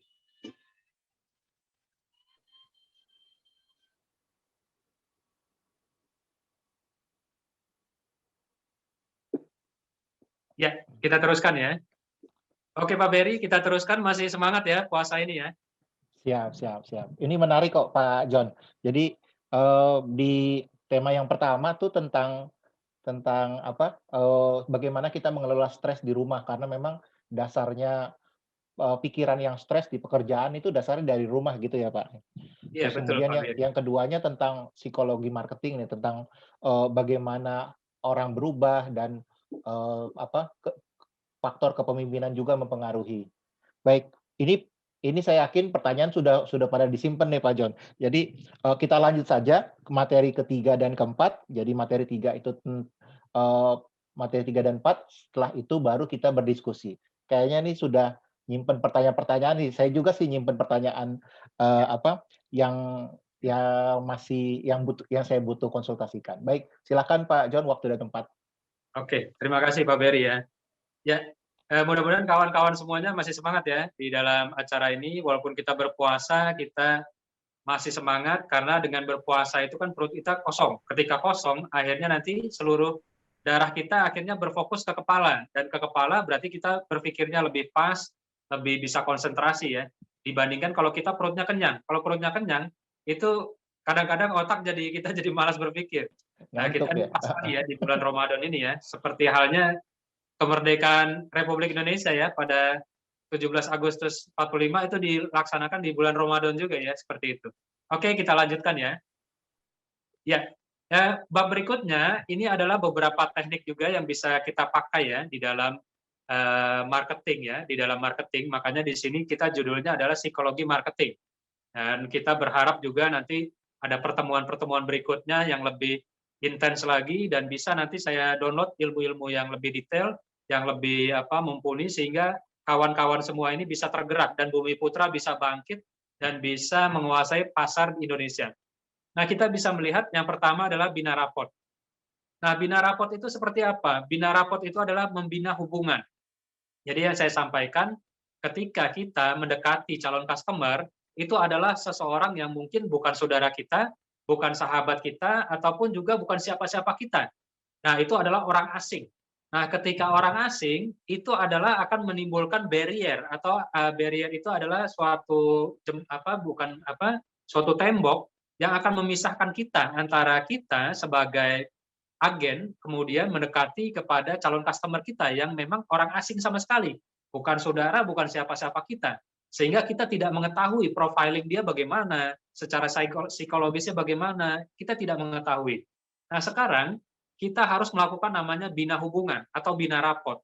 Nah, bina rapot itu yang sudah saya sampaikan. Yang paling pertama adalah lakukan teknik namanya samakan tema. Misal kalau kita mendekati orang, walaupun kita pecinta misalnya bola kaki ya, soccer ya, tapi ternyata calon customer kita ini adalah pecinta bola basket. Mau nggak mau, suka nggak suka, kita jangan paksakan. Jangan paksakan kalimat kita adalah tentang bola kaki. Kita temakan sesuai dengan passion-nya, yaitu bola basket, walaupun ilmu kita sedikit. Kita samakan dulu gelombangnya. Seperti yang tadi saya katakan, teknik mirroring. Mirroring itu samakan gerakan. Ketika kita samakan gerakan dengan calon customer kita, dia merasa nyaman. Karena dia merasa ketika memiliki kesamaan dengan orang lain, dia akan merasa nyaman dan merasa satu gelombang. Nah, kita berusaha melakukan kesamaan-kesamaan itu. Jadi misalnya sayanya di Sumatera, yang calon customer-nya di Pulau Jawa, itu harus kita samakan. Karena perbedaan itu bukan menjadi intinya, tapi kita mencari persamaannya. Nah, persamaan itu kalau tidak ada yang sama sekali, nggak ada yang sama nih dok, bagaimana caranya? Ciptakan saja. Salah satunya adalah dengan teknik mirroring. Kemudian kalau berbicara tema customer kita dulu saja. Kemudian kita jangan terlalu banyak bicara, terutama kita bisa listening dulu. Kalau bisa calon customer kita itu ventilasi. Apa problemnya, apa juga kegelisahannya, keresahannya di dalam kehidupan. Dan barulah kita setelah mendengarkan, kita bisa menyampaikan daripada ide-ide yang bisa menjadi solusi di dalam kehidupannya. Nah, salah satunya adalah membina rapot, bina hubungan. Bina rapot atau bina hubungan ini kita menyamakan gelombang kita dulu. Jangan sampai kita gelombangnya 4G, pasien kita calon customer kita ini gelombangnya masih HSDPA atau masih 3G kan seperti itu. Kalau gelombangnya tidak sama itu tidak bakal ketemu. Nah, sekarang kita samakan. Kitanya 4G, bagaimana calon customer kita juga 4G. Jadi ketika kita berkomunikasi itu berkomunikasi yang dua arah dan juga sejajar. Next, berikutnya.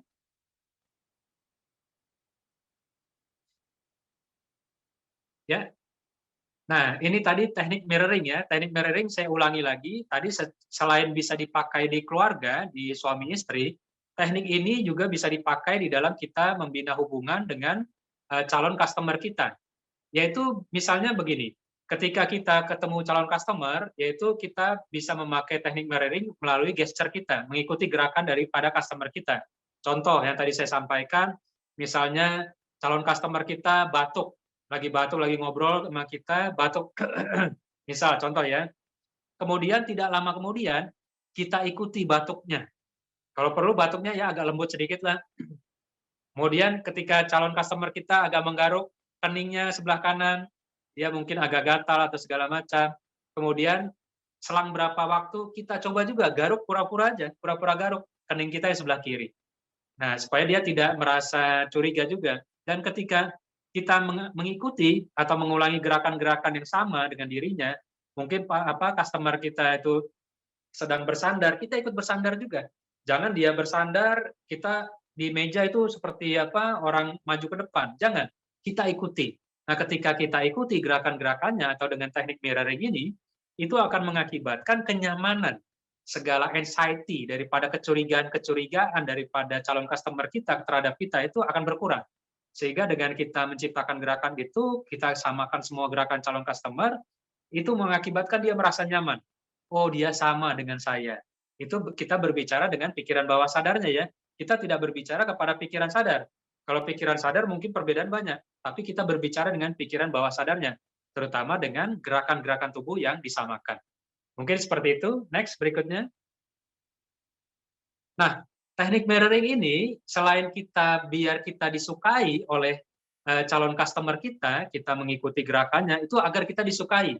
Nah, bagaimana juga dengan teknik ini, kita juga bisa melihat bahwa terkadang kalau kita melakukan gerakan apa, terkadang customer kita itu ikut-ikut bergerak juga, mirip-mirip gerakan kita. Misal, kita lagi pipi kita garuk, entah kenapa ya, kita perhatikan gitu kan, kok customer-nya garuk juga ya.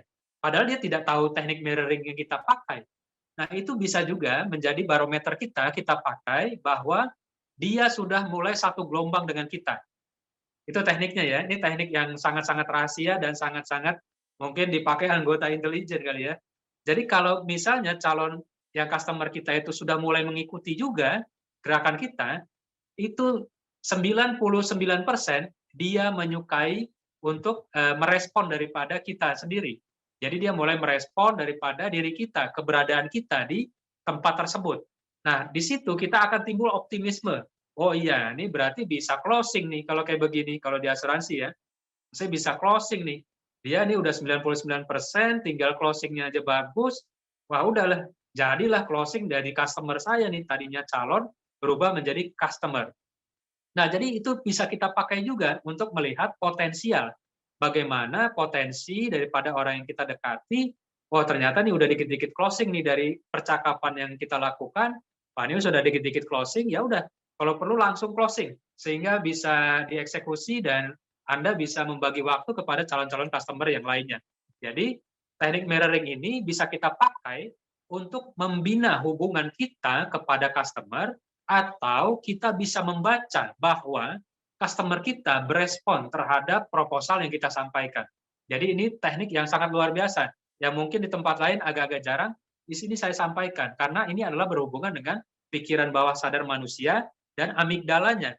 Jadi saya membahas pada bab-bab ini adalah tentang amigdala, pikiran bawah sadar manusia. Next, berikutnya. Nah, tadi yang sudah saya katakan, ketika dia mulai imitating, meniru gerakan kita secara tidak sadar, tadi kan kita yang meniru, kemudian dia kemudian meniru. Nah, itu dia mulai mengimitating, menginiru kita. Akhirnya timbul persepsi di dalam pikiran customer kita, kemudian akan menimbulkan quotes menjadi like, I like you, saya suka Anda.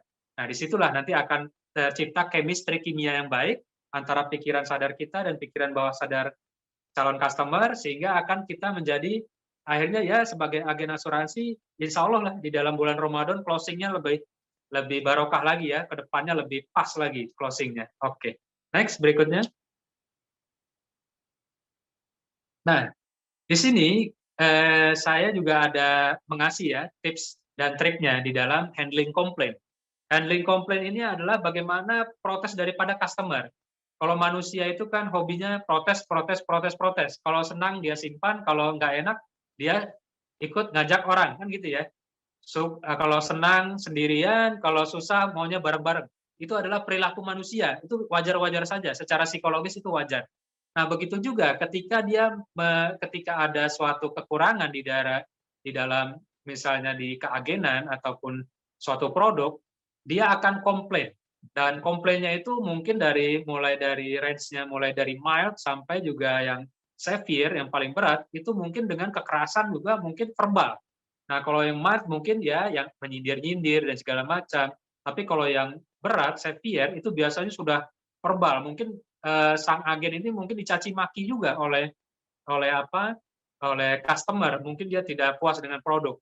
Nah, sekarang ketika kita menghadapi pasien yang sedang komplain, itu kita memakai beberapa teknik.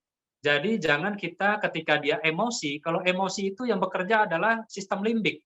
Sistem limbik ini adalah pikiran bawah sadar yang terutama daerah amigdala, itu adalah segala sesuatu itu bisa keluar. Mungkin kata-kata kebun binatang, mulai dari gajah, monyet, singa, anjing, itu keluar semua, mungkin ya. Itu untuk komplain yang terberat. Ketika itu terjadi, itu kita harus memahami secara psikologis apa yang terjadi dengan customer kita. Nah, ketika itu terjadi, kita pertama-tama adalah jangan langsung menjawab. Jangan langsung menjawab segala, ini Pak, ini solusinya begini, jangan dulu. Kita harus meredakan emosinya dulu. Salah satunya dengan meredakan emosinya adalah salah satu yang paling mudah adalah mengucapkan kalimat maaf. Nah, itu yang berat di dalam di dalam kita handling komplain, baik itu di rumah sakit, di bagian pelayanan, itu saya ajarkan di dalam service excellence. Kebetulan saya juga mengajarkan service excellence di beberapa rumah sakit nasional dan juga daerah. Bagaimana ketika adanya komplain daripada keluarga pasien terhadap pelayanan rumah sakit, itu dia harus mengucapkan yang kalimat pertama adalah maaf. mohon maaf Bapak atas ketidaknyamanannya. Itu harus pertama diucapkan. Kenapa begitu? Karena ketika Anda mengucapkan itu akan sampai kepada pikiran bawah sadar calon customer kita yang sedang emosi. Ketika sampai, maaf, itu akan meredakan emosinya secara otomatis. Karena itu adalah bagaimana Anda mengkondisikan amigdalanya yang penuh dengan emosi dengan kalimat maaf. Itu adalah penetral. Jadi ibaratnya kalau racun, itu penetralnya kalimat maaf. Itu dulu yang Anda utamakan. Jangan Anda berlogika, mengasih solusi, jangan dulu, simpan dulu semua solusinya. Ucapkan kalimat maaf. Mohon maaf Bapak dengan ketidaknyamanannya. Itu dulu kalimatnya. Nah, nanti bisa kita lihat, dia mulai reda emosinya. Mulai dari nafasnya yang tadinya cepat menjadi lebih lembut, lebih smooth. Kemudian dia dari wajahnya yang alis sebelah kanan, biasanya itu kalau orang emosional tuh alis sebelah kanannya agak tinggi, itu mulai berkurang. Kemudian tatapan matanya yang agak tajam itu mulai agak redup, itu kita dengan mengucapkan kalimat maaf. Nah, kemudian yang kedua, teknik ketika ada handling komplain ini, kita posisikan diri kita itu jangan berhadap-hadapan dengan pasien, dengan calon customer. Kita kondisikan posisi kita adalah di sampingnya. Kalau bisa di sampingnya ya.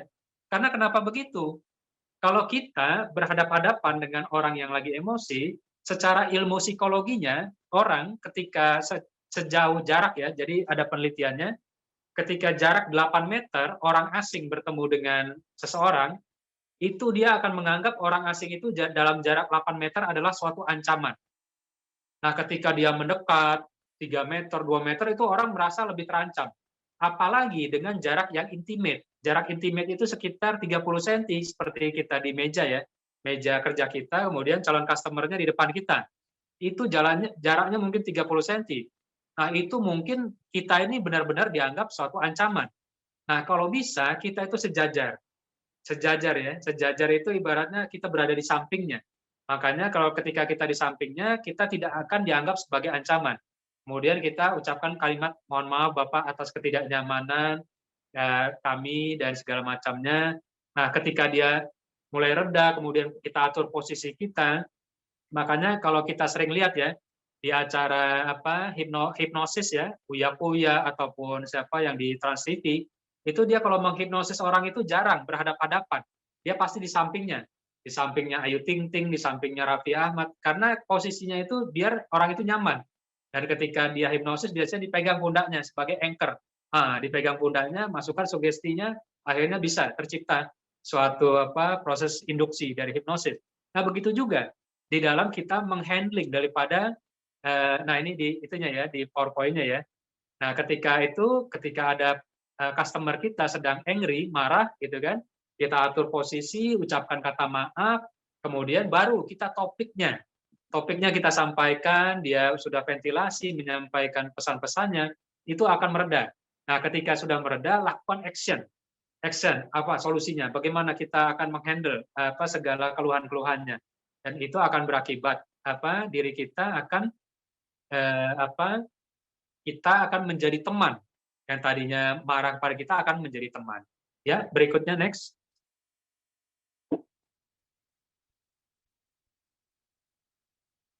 Ya, di sini kita akan membahas tentang gesture ya. Masih semangat ya, kawan-kawan semua ya, Bumi Putra ya. Insya Allah masih semangat ya. Pak Beri masih semangat, Pak Beri? Masih. Oh, pasti. Oh ya, masnya juga ya. Masih semangat ya. Semangat Masih, dong. Pak. Kita lanjutkan ya. Nah, di sini kita akan membahas tentang gesture atau body language. Jadi, body language itu adalah representasi daripada pikiran bawah sadar manusia yang direpresentasikan dalam bentuk gerakan tubuh.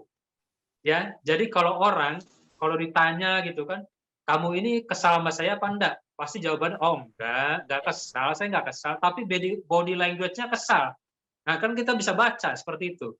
Nah, di sini saya akan sharing ya kepada kawan-kawan semua, pada kawan-kawan di Bumi Putra, bagaimana kita melihat gesture dari calon customer atau customer setia kita, apakah dia satisfaction, apakah dia angry, ataukah dia juga disappointed terhadap produk-produk kita ataupun juga pelayanan kita. Nah, gesture ini mungkin saya sharing kepada kawan-kawan, mudah-mudahan bisa bermanfaat ya di bulan Ramadan seperti ini ya. Oke, next berikutnya. Nah, di sini gesturnya ya. Jadi kalau ini ada beberapa gambar yang saya kasih kepada kawan-kawan. Jadi nanti bisa mewaspadai ketika kita menemui seorang calon customer atau customer dengan nanti ada beberapa slide ya, ada beberapa slide gambar-gambarnya. Nanti kalau ketemu ini, oh kata Dokter John nih, ini kemungkinan dia kecenderungannya begini, kemungkinan kecenderungannya begini. Nah, di sini kita bahas satu persatu ya, gesture yang kalau mungkin kita temui pada calon customer ataupun juga customer daripada Bumi Putra itu sendiri ya. Yang pertama, mungkin seperti ini. Kita sedang menjelaskan produk kita, sudah bagus presentasinya. Kemudian tiba-tiba customer kita sudah begini nih tangannya ya, di gambar ini ya. Megang ke mulut juga sama agak dagunya agak ditahan sedikit. Nah, kalau sudah ada gerakan seperti ini bisa dikatakan ada dua kemungkinan. Dua kemungkinan di dalam otak daripada calon customer kita, dia berpikir, ini orang ini ngomong apa ya? Kan gitu. Nanti dia akan begitu. Atau yang kedua, dia akan berpikir, wah jangan-jangan ini agennya bohong ya. Nah, kalau ada gerakan ini, kita langsung waspada. Kalau perlu kita langsung berubah terhadap teknik-teknik kita rubah. Oh, masih tidak ada kepercayaan dia kepada saya. Kita rubah, kita berusaha yakinkan dengan cara yang berbeda. Mungkin seperti itu. Next, berikutnya. Nah, kalau yang ini ya, lengan dilipat ya di depan dada. Nah, ini ibaratnya ini penolakan ya. Penolakan. Jadi kalau kita mau mendekati calon customer kita, udah kayak begini nih, ini memang cukup berat ya, tantangannya sudah cukup berat ya. Kita perlu effort yang lebih lagi, bagaimana cara membujuknya, bagaimana persuasi kepada calon customer kita. Jadi ini orang nggak bisa sembarangan asal sebut produk ya, nggak bisa juga asal kita bahas berdasarkan list di brosur ya, nggak bisa. Ini orang seperti ini cukup kritis dan mungkin akan menganggap Anda sebagai musuh dan istilahnya dia akan berkata saya ini tidak mau diganggu. Nah, kalau tidak mau diganggu seperti ini, mungkin ya, ini perlu pendekatan Anda berbeda. Mungkin jangan bahas marketing dulu, mungkin Anda jangan bahas tentang asuransi dulu, jangan bahas tentang Bumi Putra dulu. Mungkin Anda bahas yang lain, yang mungkin dia suka. Bahas politik, bahas tentang agama, mungkin dia suka tentang bola basket, hobi, bahas itu dulu. Nah, sampai dia tangannya itu berubah, jangan sampai ini dia pertahankan, sampai tangannya berubah. Nah, kalau tangannya udah berubah, salah satunya terbuka seperti ini, itu bolehlah Anda masuk ke tema-tema kawan-kawan di marketing ya, kawan-kawan di Bumi Putra, barulah masuk tema-tema Anda. Tetapi ketika ini tangan masih begini, jangan coba-coba bahas masalah-masalah itu, karena Anda masih tertutup bagi dia, dan Anda dianggap sebagai pengganggu ataupun orang asing, seperti itu. Next, berikutnya.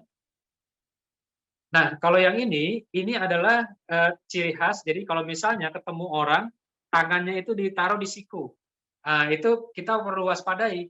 Kita perlu waspadai bahwa dia sedang banyak masalah, juga merasa sedang tertekan. Mungkin dia sedang banyak masalah di tempat kerja, dia sedang banyak pikiran, atau mungkin dia ada dapat stresor di tempat-tempat lain. Ini memang kita perlu pendekatannya sedikit berbeda. Ini lebih baik kita memberikan empati. Empati itu ibaratnya bagaimana solusinya, apa yang bisa saya bantu, mungkin dia pengen bercerita dan segala macam, mungkin dia lebih nyaman. Sampai dia nanti merubah posisi tangannya dari melipat ke situ menjadi lurus kembali. Next, berikutnya. Nah, ini juga begitu ya. Kalau misalnya di meja ya, lagi berhadapan-hadapan, ini tangannya masih tertutup ya, yang kalau yang sebelah kiri ya, kalau di kamera saya ini sebelah kiri, dia pegang gelas, kemudian tangannya menutup dadanya ya. Ini di atas meja, ini dia masih tertutup dengan semua ide-ide baru ya. Jadi kalau berhubungan dengan marketing, berhubungan dengan menawarkan suatu produk, ini dia masih tertutup sekali. Jadi kalau ada kawan-kawan menemui hal seperti ini, sebaiknya disimpan dulu cerita tentang Bumi Putra dan segala macam. Dia masih tertutup. Jadi kita ciptakan lagi lah tema-tema dia tentang apa hobinya, mungkin dia sedang ada masalah, mau Anda curhat sama saya dan segala macam, lakukan seperti itu.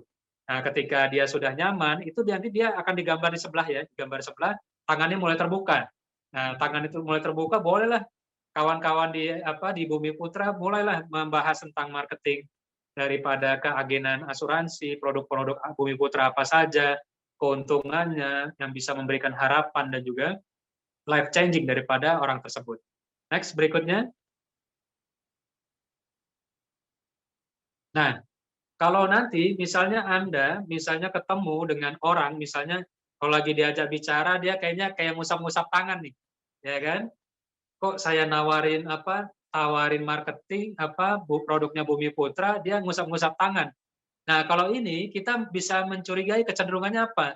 Dia ini jangan-jangan agen juga, atau dia agen suatu produk lain. Jadi karena kalau orang yang mengusap tangan, dia itu di dalam otaknya akan berpikir di dalam otak adalah apa? Saya ini akan mencari keuntungan kepada Anda. Jadi tadinya kita mau cari keuntungan di calon customer ini, ternyata dia lebih mencari lagi keuntungan kepada kita yang sebagai agen. Jangan-jangan dia agen dari produk lain, atau dia pengen juga menawarkan produk lain. Ini perlu diwaspadai. Jadi kita udah capek-capek jelasin, udah panjang lebar cerita. Tangannya kalau udah tangannya begini nih, ini dia mau cari keuntungan lagi ke kita sebagai agen. Nah, itu perlu kita waspadai. Jadi jangan sampai nanti setelah kita menjelaskan produk kita, ujung-ujungnya dia nanti jelasin produknya dia. Nah, itu persentasenya tinggi nih untuk dia menjelaskan. Jadi, yuk kita udah menjelaskan nih, Bumi Putra ini begini begitu bagus nih, Bumi Putra ini produknya, keunggulannya, harapannya dapat ini, rewardnya apa aja, bonus-bonusnya apa, keuntungan yang bisa didapatkan. Kita udah panjang lebar. Nah, ternyata setelah kita menjelaskan itu, dia menawarkan, Bapak udah punya mobil untuk pulang mudik ya? Ini nih kita menawarkan nih Toyota Avanza dengan PPNBM-nya 0%. Dia balik berarah. Kita nawarin, dia malah nawarin. Nah, ini kecenderungan orang-orang dengan tangannya seperti orang mengusap-ngusap tangan. Ini waspada saja ya, seperti itu ya. Next, berikutnya.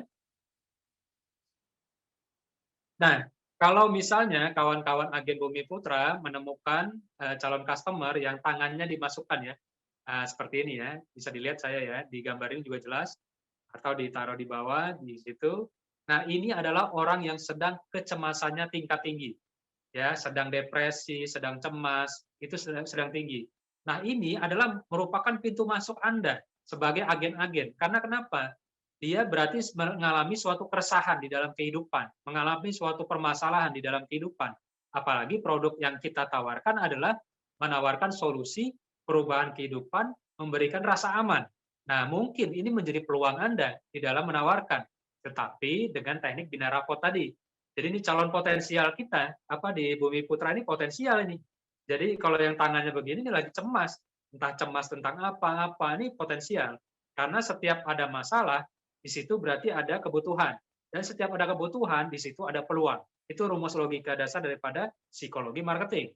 Nah, ketika itu terjadi, Anda mendekati, tapi pintu masuknya jangan dari marketing produk Anda dulu ya, tapi sampaikan dulu bahwa ada masalah apa sih, seperti teman aja, seperti kawan dan segala macam. Kemudian setelah itu barulah, oh begini, oh begitu permasalahannya, saya punya solusinya. Oh ini di Bumi Putra seperti ini, nah itu bisa jadi pintu masuk Anda. Karena setiap keresahan, setiap masalah itu adalah tercipta suatu kebutuhan. Dan kebutuhan pasti akan menciptakan suatu peluang. Begitu juga Corona, COVID-19. Ini adalah suatu masalah di bangsa kita dan dunia ini. Itu akan menciptakan suatu kebutuhan. Dan kebutuhan itu akan menciptakan peluang-peluang. Makanya webinar, seminar online, kemudian Zoom marketing, kemudian YouTube, Instagram Live, itu menjadi laku dan booming. Karena tercipta kebutuhan itu.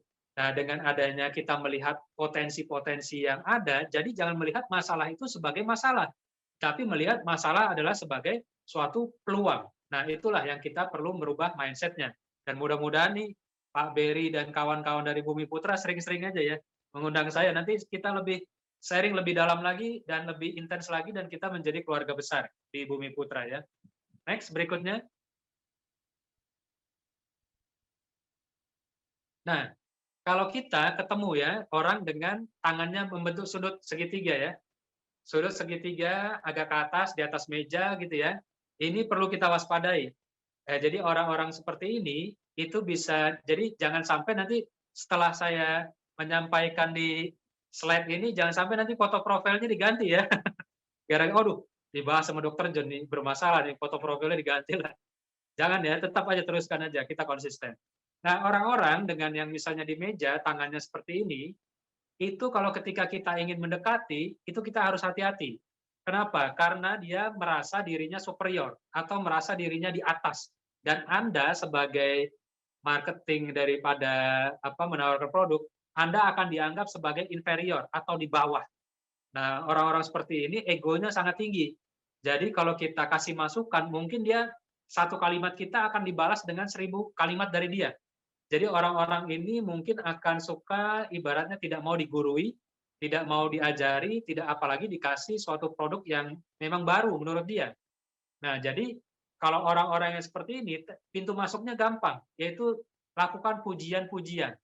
Nah, jadi kalau orang yang tangannya seperti ini, pertama kita lakukan pendekatannya pujian-pujian dulu. Wah, Bapak nih hari ini cerah sekali, Pak ya.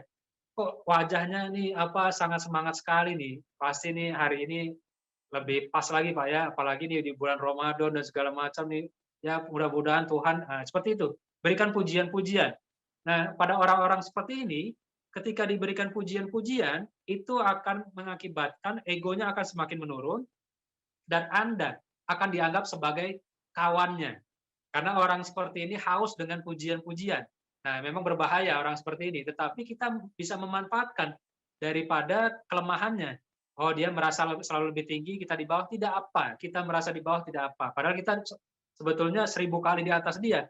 Tapi karena kita butuh dia, kita harus merendah juga. Manfaatkan itu, berikan pujian. Tapi jangan lebay ya. Kalau lebay nanti dia membacanya, wah ini berlebihan nih. Dia nanti curiga. Ketika curiga, nanti dia antisipasi. Wah, pasti ada udang di balik batu ini ya. Nah, jangan sampai gitu. Pujiannya sederhana, alami, tidak dibuat terlalu lebay, terlalu tidak dibuat-buat, tetapi dia merasa nyaman. Seperti itu. Next, berikutnya. Nah, kalau yang ini menarik sekali. Ini yang paling kita waspadai ya, Bapak Ibu semua ya. Ini kalau kita waspadai, kalau ada orang yang tangannya menggenggam, tangannya satu lagi ya, bukan posisi istirahat, bukan. Dia menggenggam tapi agak ke atas. Nah, ini perlu diwaspadai. Sebaiknya, saran saya, jangan mendekati orang ini. Karena kalau kita mendekati orang dengan posisi-posisi seperti ini adalah posisi orang yang sedang kemarahannya tingkat tinggi. Mungkin dia baru dipecat dari kerjaannya. Mungkin dia baru rumahnya baru disita oleh bank, atau mobilnya disita dari bank, atau dia memiliki permasalahan yang cukup berat, sehingga dia menimbulkan emosi atau kemarahan yang sangat dalam. Nah, ketika dia mungkin tidak menampakkan kemarahannya, tapi dia pendam di pikiran bawah sadarnya, terutama di amigdala. Nah, tetapi gesturnya bisa kita baca, orang ini sedang marah tingkat tinggi. Nah, kalau sedang posisi seperti ini, tangan-tangannya, Bapak Ibu di Bumi Putra, saran saya sebaiknya tidak usah dijadikan calon customer pada hari ini ya. Mungkin di hari berikutnya bisa. Kenapa? Karena dia emosinya sedang sangat tinggi. Takutnya ketika kita mendekat, kita ada salah ngomong sedikit, kita mungkin membuat dia tidak nyaman, mungkin kemarahannya pindah ke arah Anda. Anda yang dicaci maki, mungkin masalahnya di rumah pindah ke Anda. Anda jadi pelampiasan ataupun menjadi tong sampah.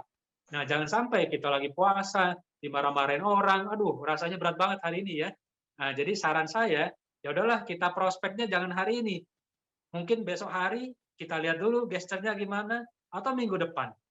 Jadi kita melihat masih ada harapan terhadap orang itu, tetapi jangan kita lakukan hari ini eksekusinya. Kita cari hari yang baik, hari yang masih bisa potensial kita mendekati calon customer kita. Seperti itu. Next, berikutnya. Nah, ini menarik ya.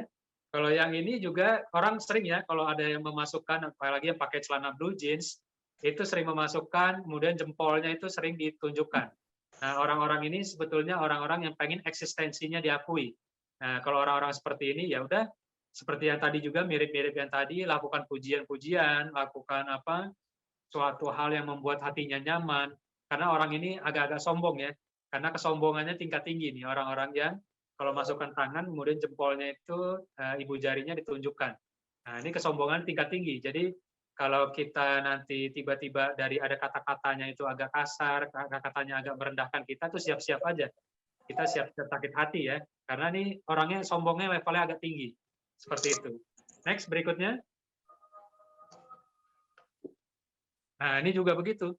Ini selain juga apa, dia tingkat penolakannya cukup tinggi, kemudian dia merasa dirinya paling hebat, dan dia merasa bahwa ini gue nih, ini gue, lu siapa, kan gitu ya. Ini gue, lu siapa. Nah, di situ dia menunjukkan. Kalau orang-orang kayak gini, ya udahlah, pintu masuknya bahas aja hobi-hobinya. Hobinya apa? Pak, oh basket, waduh, kenal dong sama Michael Jordan. Nomor punggungnya Michael Jordan berapa Pak ya? 23. Oh 23, oh iya saya juga penggemar. Ah, udah masuk lewat pintu itu aja dulu. Hobi-hobinya dan segala macam. Kemudian nanti kita lakukan pendekatan setelah gesturnya berubah. Next, berikutnya.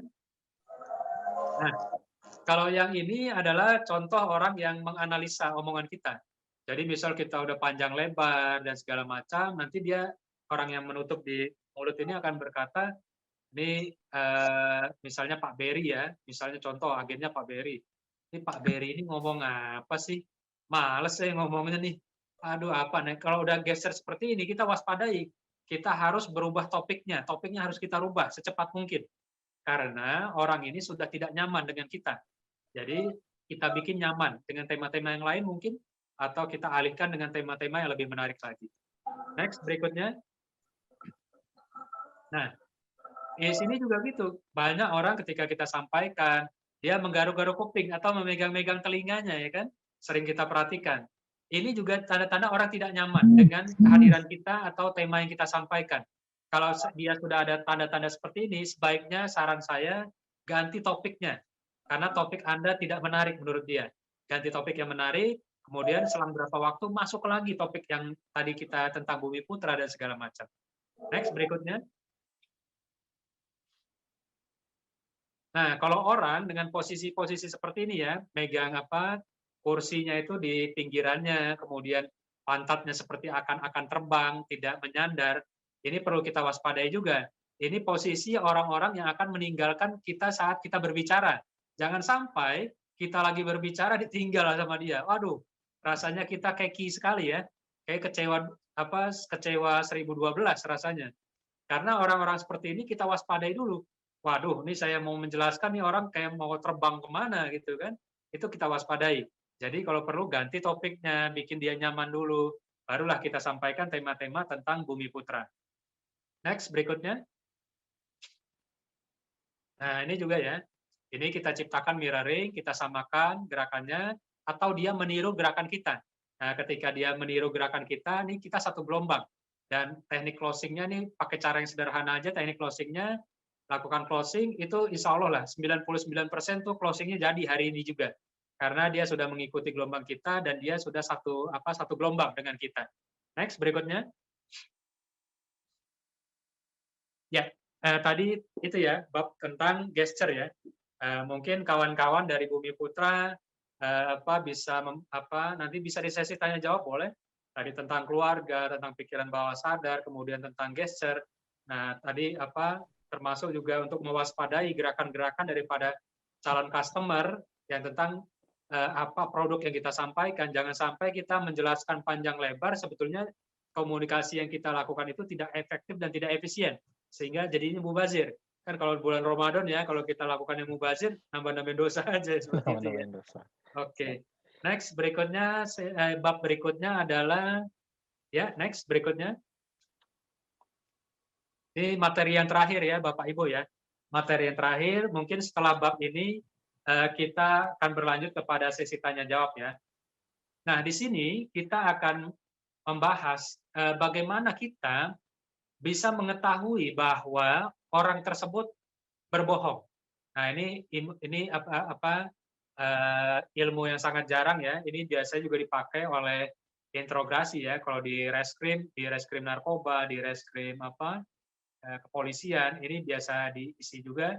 Dan kebetulan saya juga di satu kabupaten di Polresta saya ajarkan juga untuk teknik interogasi, bagaimana nih orang berbohong apa tidak, atau juga orang pemakai narkoba. Orang pemakai narkoba itu biasanya suka berbohong. Itu kan kalau kita dokter jiwa itu kan untuk rehabilitasi narkoba, itu kita menyusun beberapa pertanyaan. Dan ketika kita menanyakan pertanyaan, kita tidak butuh jawabannya, tetapi cara dia menjawab. Karena kalau misalnya beberapa pasien saya, untuk pasien narkoba, kalau ditanya, udah berapa, apakah Anda memakai sabu? Pasti jawabnya, oh nggak ada dok, saya pakai sabu, padahal barang buktinya positif, ya kan? Hasil urinnya positif, barang bukti ada. Itu ibaratnya kita tidak butuh jawabannya, tetapi kita akan melihat cara dia menjawab. Makanya disebut juga di tema ini adalah lie detector ya. Ini salah ketik ya, bukan lie detector, lie detector. Bagaimana kita mendeteksi kebohongan yang dilakukan oleh lawan bicara kita. Nah, kalau korelasinya terhadap agen-agen asuransi, terutama untuk Bumi Putra, itu korelasinya di mana? Korelasinya mungkin ya, ada misalnya customer kita komplainnya mungkin dibuat-buat, atau dia mengarang-arang cerita sehingga bisa diklaim dan segala macam. Tapi kalau kita baca, ini kayaknya ini berbohong nih. 90% nih, saya udah ikut pelatihannya Dr. John nih, walaupun sekilas ya, at glance ya pada hari ini ya. Jadi dengan kita bisa memakai teori yang akan saya sampaikan di sini, kita akan bisa melihat bahwa kecenderungan, ya saya tidak mengatakan orang itu berbohong, tidak. Kecenderungan orang ini 80% ke atas adalah berbohong terhadap saya. Nah, seperti itu. Nah, di sini akan saya sampaikan secara singkat dan padat, bagaimana kita bisa mengamati bahwa calon customer kita ini ternyata berbohong. Klaim-klaimnya ini bohong, dia ceritanya dibuat-buat, agak lebay, agak hiperbola. Ini perlu kita waspadai. Nah, pertama adalah dia biasanya menggunakan kata-kata ambigu. Jadi kalau orang berbohong itu akan menggunakan kata-kata ambigu. Misalnya, tadi sahurnya makan apa ya? Padahal kan enak, kalau tinggal jawab aja, oh tadi saya makan nasi sama telur, tambah sego pecel. Oh itu kalau orang di Jawa ya, sego pecel tambah, karena saya dulu kan lulusan 11 Maret ya, 4 tahun sekolah di 11 Maret, segala macam. Nah di situ makan itu kan enak. Ditanya tadi sahur makan apa? Seharusnya kan jawabnya enak. Sego pecel, makan nasi pecel, segala macam gitu kan enak, gampang. Jawabannya singkat. Tetapi pada orang-orang yang berbohong, dia akan menggunakan kata-kata ambigu. Sepertinya saya makan sego pecel, bukan, dia jawabnya sepertinya saya makan nasi, ada ayamnya, dan juga pakai rendang Padang. Nah, itu rendang yang paling enak sekali. Nah, itu kalau dia menggunakan kata-kata ambigu dengan menggunakan sepertinya, kira-kira, padahal kita tahu jawabannya jawab aja apa adanya, tapi dia pakai kira-kira, sepertinya, itu kecenderungan bohongnya 80% tinggi itu.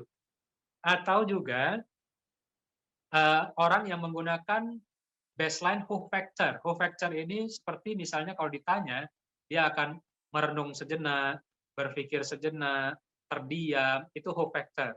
Atau yang ketiga, pada kita mendeteksi apakah dia berbohong apa tidak, itu biasanya dia menggunakan simbol-simbol agama. Jadi misalnya kita tahu nih, customer kita ini, misal ya, kita bukan nuduh, tapi kita tahu benar, ini orang jarang ke masjid, jarang sholat, puasanya bolong-bolong gitu kan. Pas kita tanya sesuatu, dia pakai nama-nama Tuhan gitu kan. Demi Allah, wah demi Tuhan. Padahal kita tahu nih orang ini agamanya kurang gitu kan. Kalau yang Pak Ustadz atau Buya itu gak apa lah. Kita tahu nih keagamannya bagus, dia udah secara spontanitas. Tapi kalau orang-orang yang memang kita melihat nih kurang, dia tiba-tiba pakai simbol-simbol agama, itu adalah teknik bagaimana dia menutupi kebohongannya dengan unsur-unsur yang superior, ketuhanan, kebesaran lainnya, sehingga nanti dia bisa menutupi kebohongannya. Karena ini menurut penelitian daripada Paul Ekman pada tahun 2011. Ya, next berikutnya.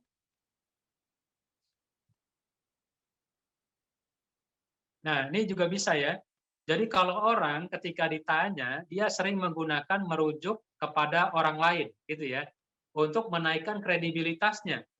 Contoh seperti ini, gimana kabarnya bagaimana kabarnya di daerah Anda?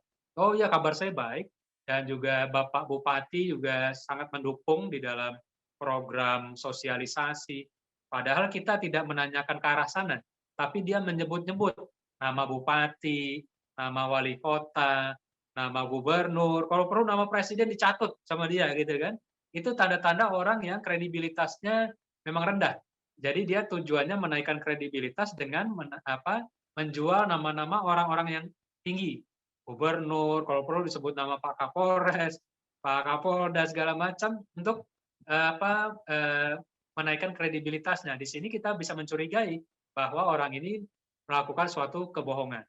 Atau juga menurut Dr. James di Texas University ya, dia itu biasanya kalau berbicara itu jarang menggunakan kata-kata kepemilikan. Jadi dia sering menggunakan misalnya kata-kata kata teman saya, dengar-dengar, gitu ya. Bukan saya mengatakan bahwa tidak. Dia itu mengutip kata orang aja. Kata teman saya, dengar-dengar, ini begini-begini. Nah, itu kalau udah menghindari kata-kata kepemilikan diri, tapi dia mencantumkan dengar-dengar, kata teman saya, itu menurut Dr. James dari Texas University adalah dia melakukan suatu kebohongan. Nah, ketika dia melakukan suatu kebohongan, itu kita patut waspadai. Atau juga orang-orang yang berikutnya, yang ciri khasnya berbohong, adalah dia menjawab pertanyaan dengan pertanyaan.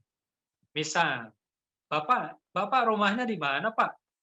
Kan tinggal, kalau orang yang jujur-jujur aja tinggal jawab aja, oh rumah saya di Surakarta, dekat Pasar Klewer, kan enak jawabnya.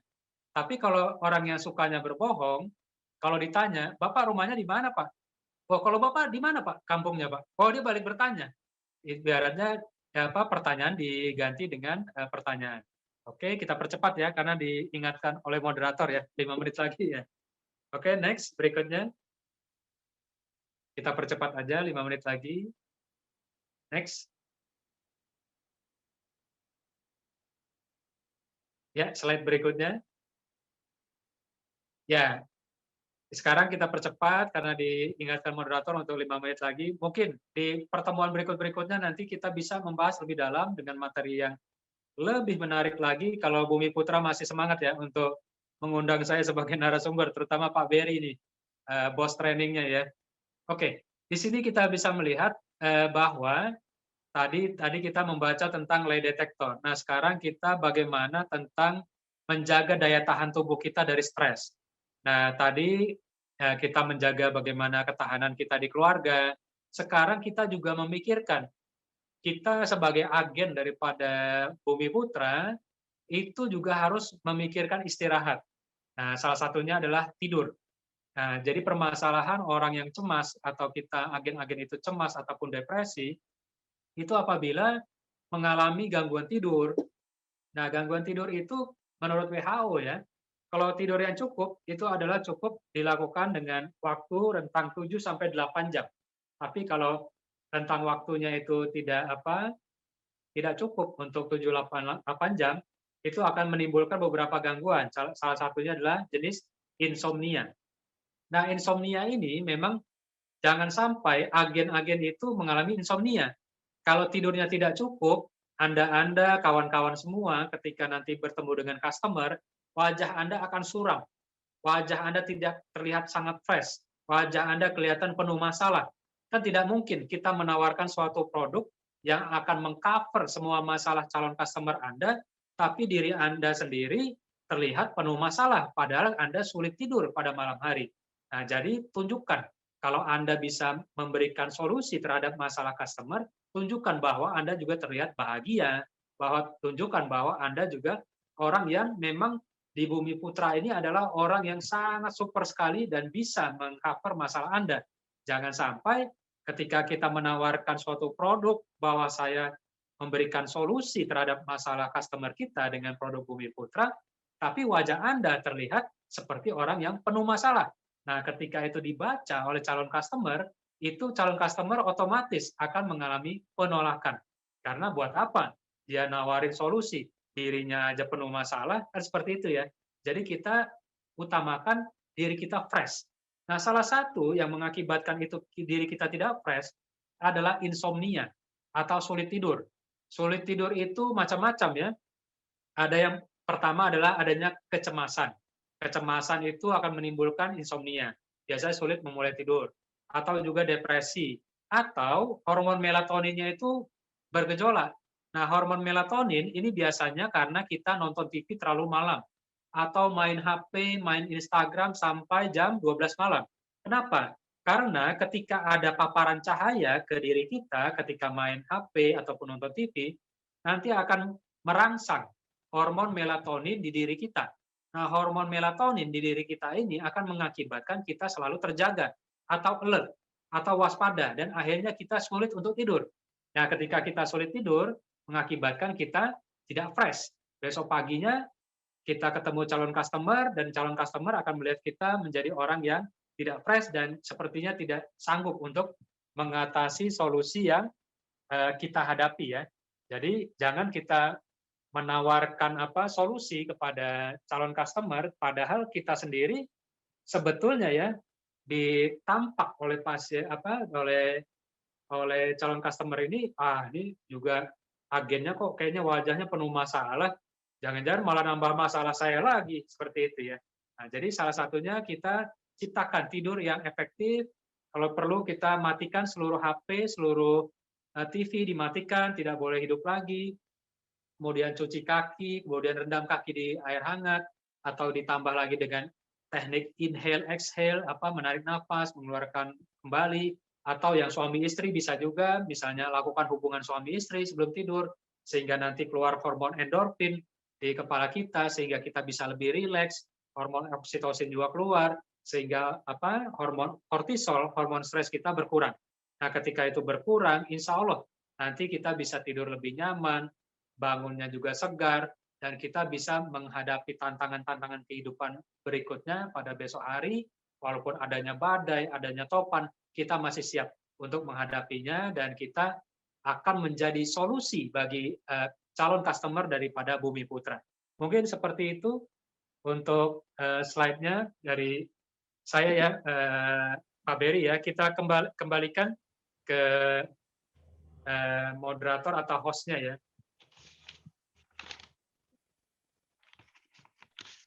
Siap.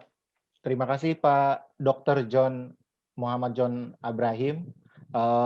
Penjelasannya begitu membuka wacana kita ya, sebenarnya bagaimana mengelola stres itu kita dapatkan dari hal-hal yang kecil gitu. Pada bahasan terakhir, jadi bagaimana mengelola stres itu dengan cukup tidur gitu. Cukup tidur, tadi juga ada olahraga, bagaimana cara kita mengelola tidur. Nah, apa yang kita lakukan di hal-hal yang kecil itu akan berdampak pada kehidupan kita, stres kita. Kita bekerja lebih maksimal, kemudian tadi kata dokter, kalau misalkan kita mukanya kuyuk, bagaimana cara kita menjelaskan, memberikan solusi kepada nasabah, sedangkan kita sendiri juga sepertinya banyak masalah gitu ya dok ya.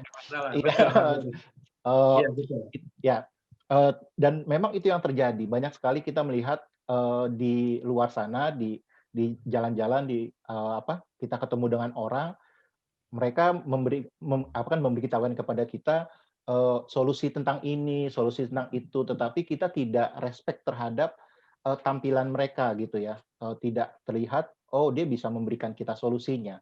Baik, Bapak dan Ibu, demikian pemaparan materi dari pemateri kita pada hari ini, Dr. John Abrahim.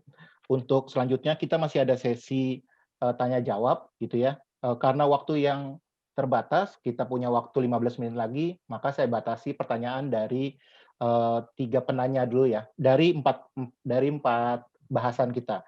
Jadi bahasan yang pertama itu tentang stres di rumah, kemudian bahasan yang kedua tentang psikologi marketing seperti apa, ada juga handling customer seperti apa, gestur, dan yang terakhir adalah bagaimana cara kita melihat dengan menggunakan teknik lie detector. Baik, Bapak dan Ibu bisa diketik di kolom chat atau bisa langsung menyampaikan kepada kami. Silakan, siapa yang berminat? Situ Bondo, Pak Bekti, Pak Beri. Siap. Ya, silakan Pak. Dari Situ Bondo, silakan. Ya, terima kasih Pak Beri waktunya. Assalamualaikum warahmatullahi wabarakatuh. Waalaikumsalam warahmatullahi wabarakatuh. Saya sangat berterima kasih telah mendapatkan ilmu yang bermanfaat Pak Dokter. Pak Ya. Dokter Muhammad. Karena apa? Dari judul tentang psikologis marketing dan memperkuat diri dari stres, ini ternyata yang disampaikan Pak Dokter di situ yang pertama ada ketahanan keluarga. Kemudian ketahanan keluarga sendiri itu adalah penentu sukses. Ya. Ya, kemudian di situ juga disampaikan ada toxic relation ya, yang nggak salah hubungan yang membuat salah satunya itu merasa tak terdukung atau direndahkan. Ya. Karena dua hubungan manusia, keluarga, kalau ketahanan keluarga itu kan suami istri. Nah, juga disampaikan ini yang membuat satu pikiran saya itu terbuka bahwa di otak pria disampaikan Pak Dokter itu ada bagian otak namanya hipotalamus. Ini saya ingat waktu SMA Pak Dokter. Iya, iya. Walaupun tidak hebat seperti Pak Dokter, minimal hipotalamus itu adalah otak pria yang mampu melindungi keluarganya secara maksimal dan termasuk mampu melindungi rasa aman keluarga dan bahkan tugas di kantor misalkan atau menjadi seorang marketing misalkan. Ya.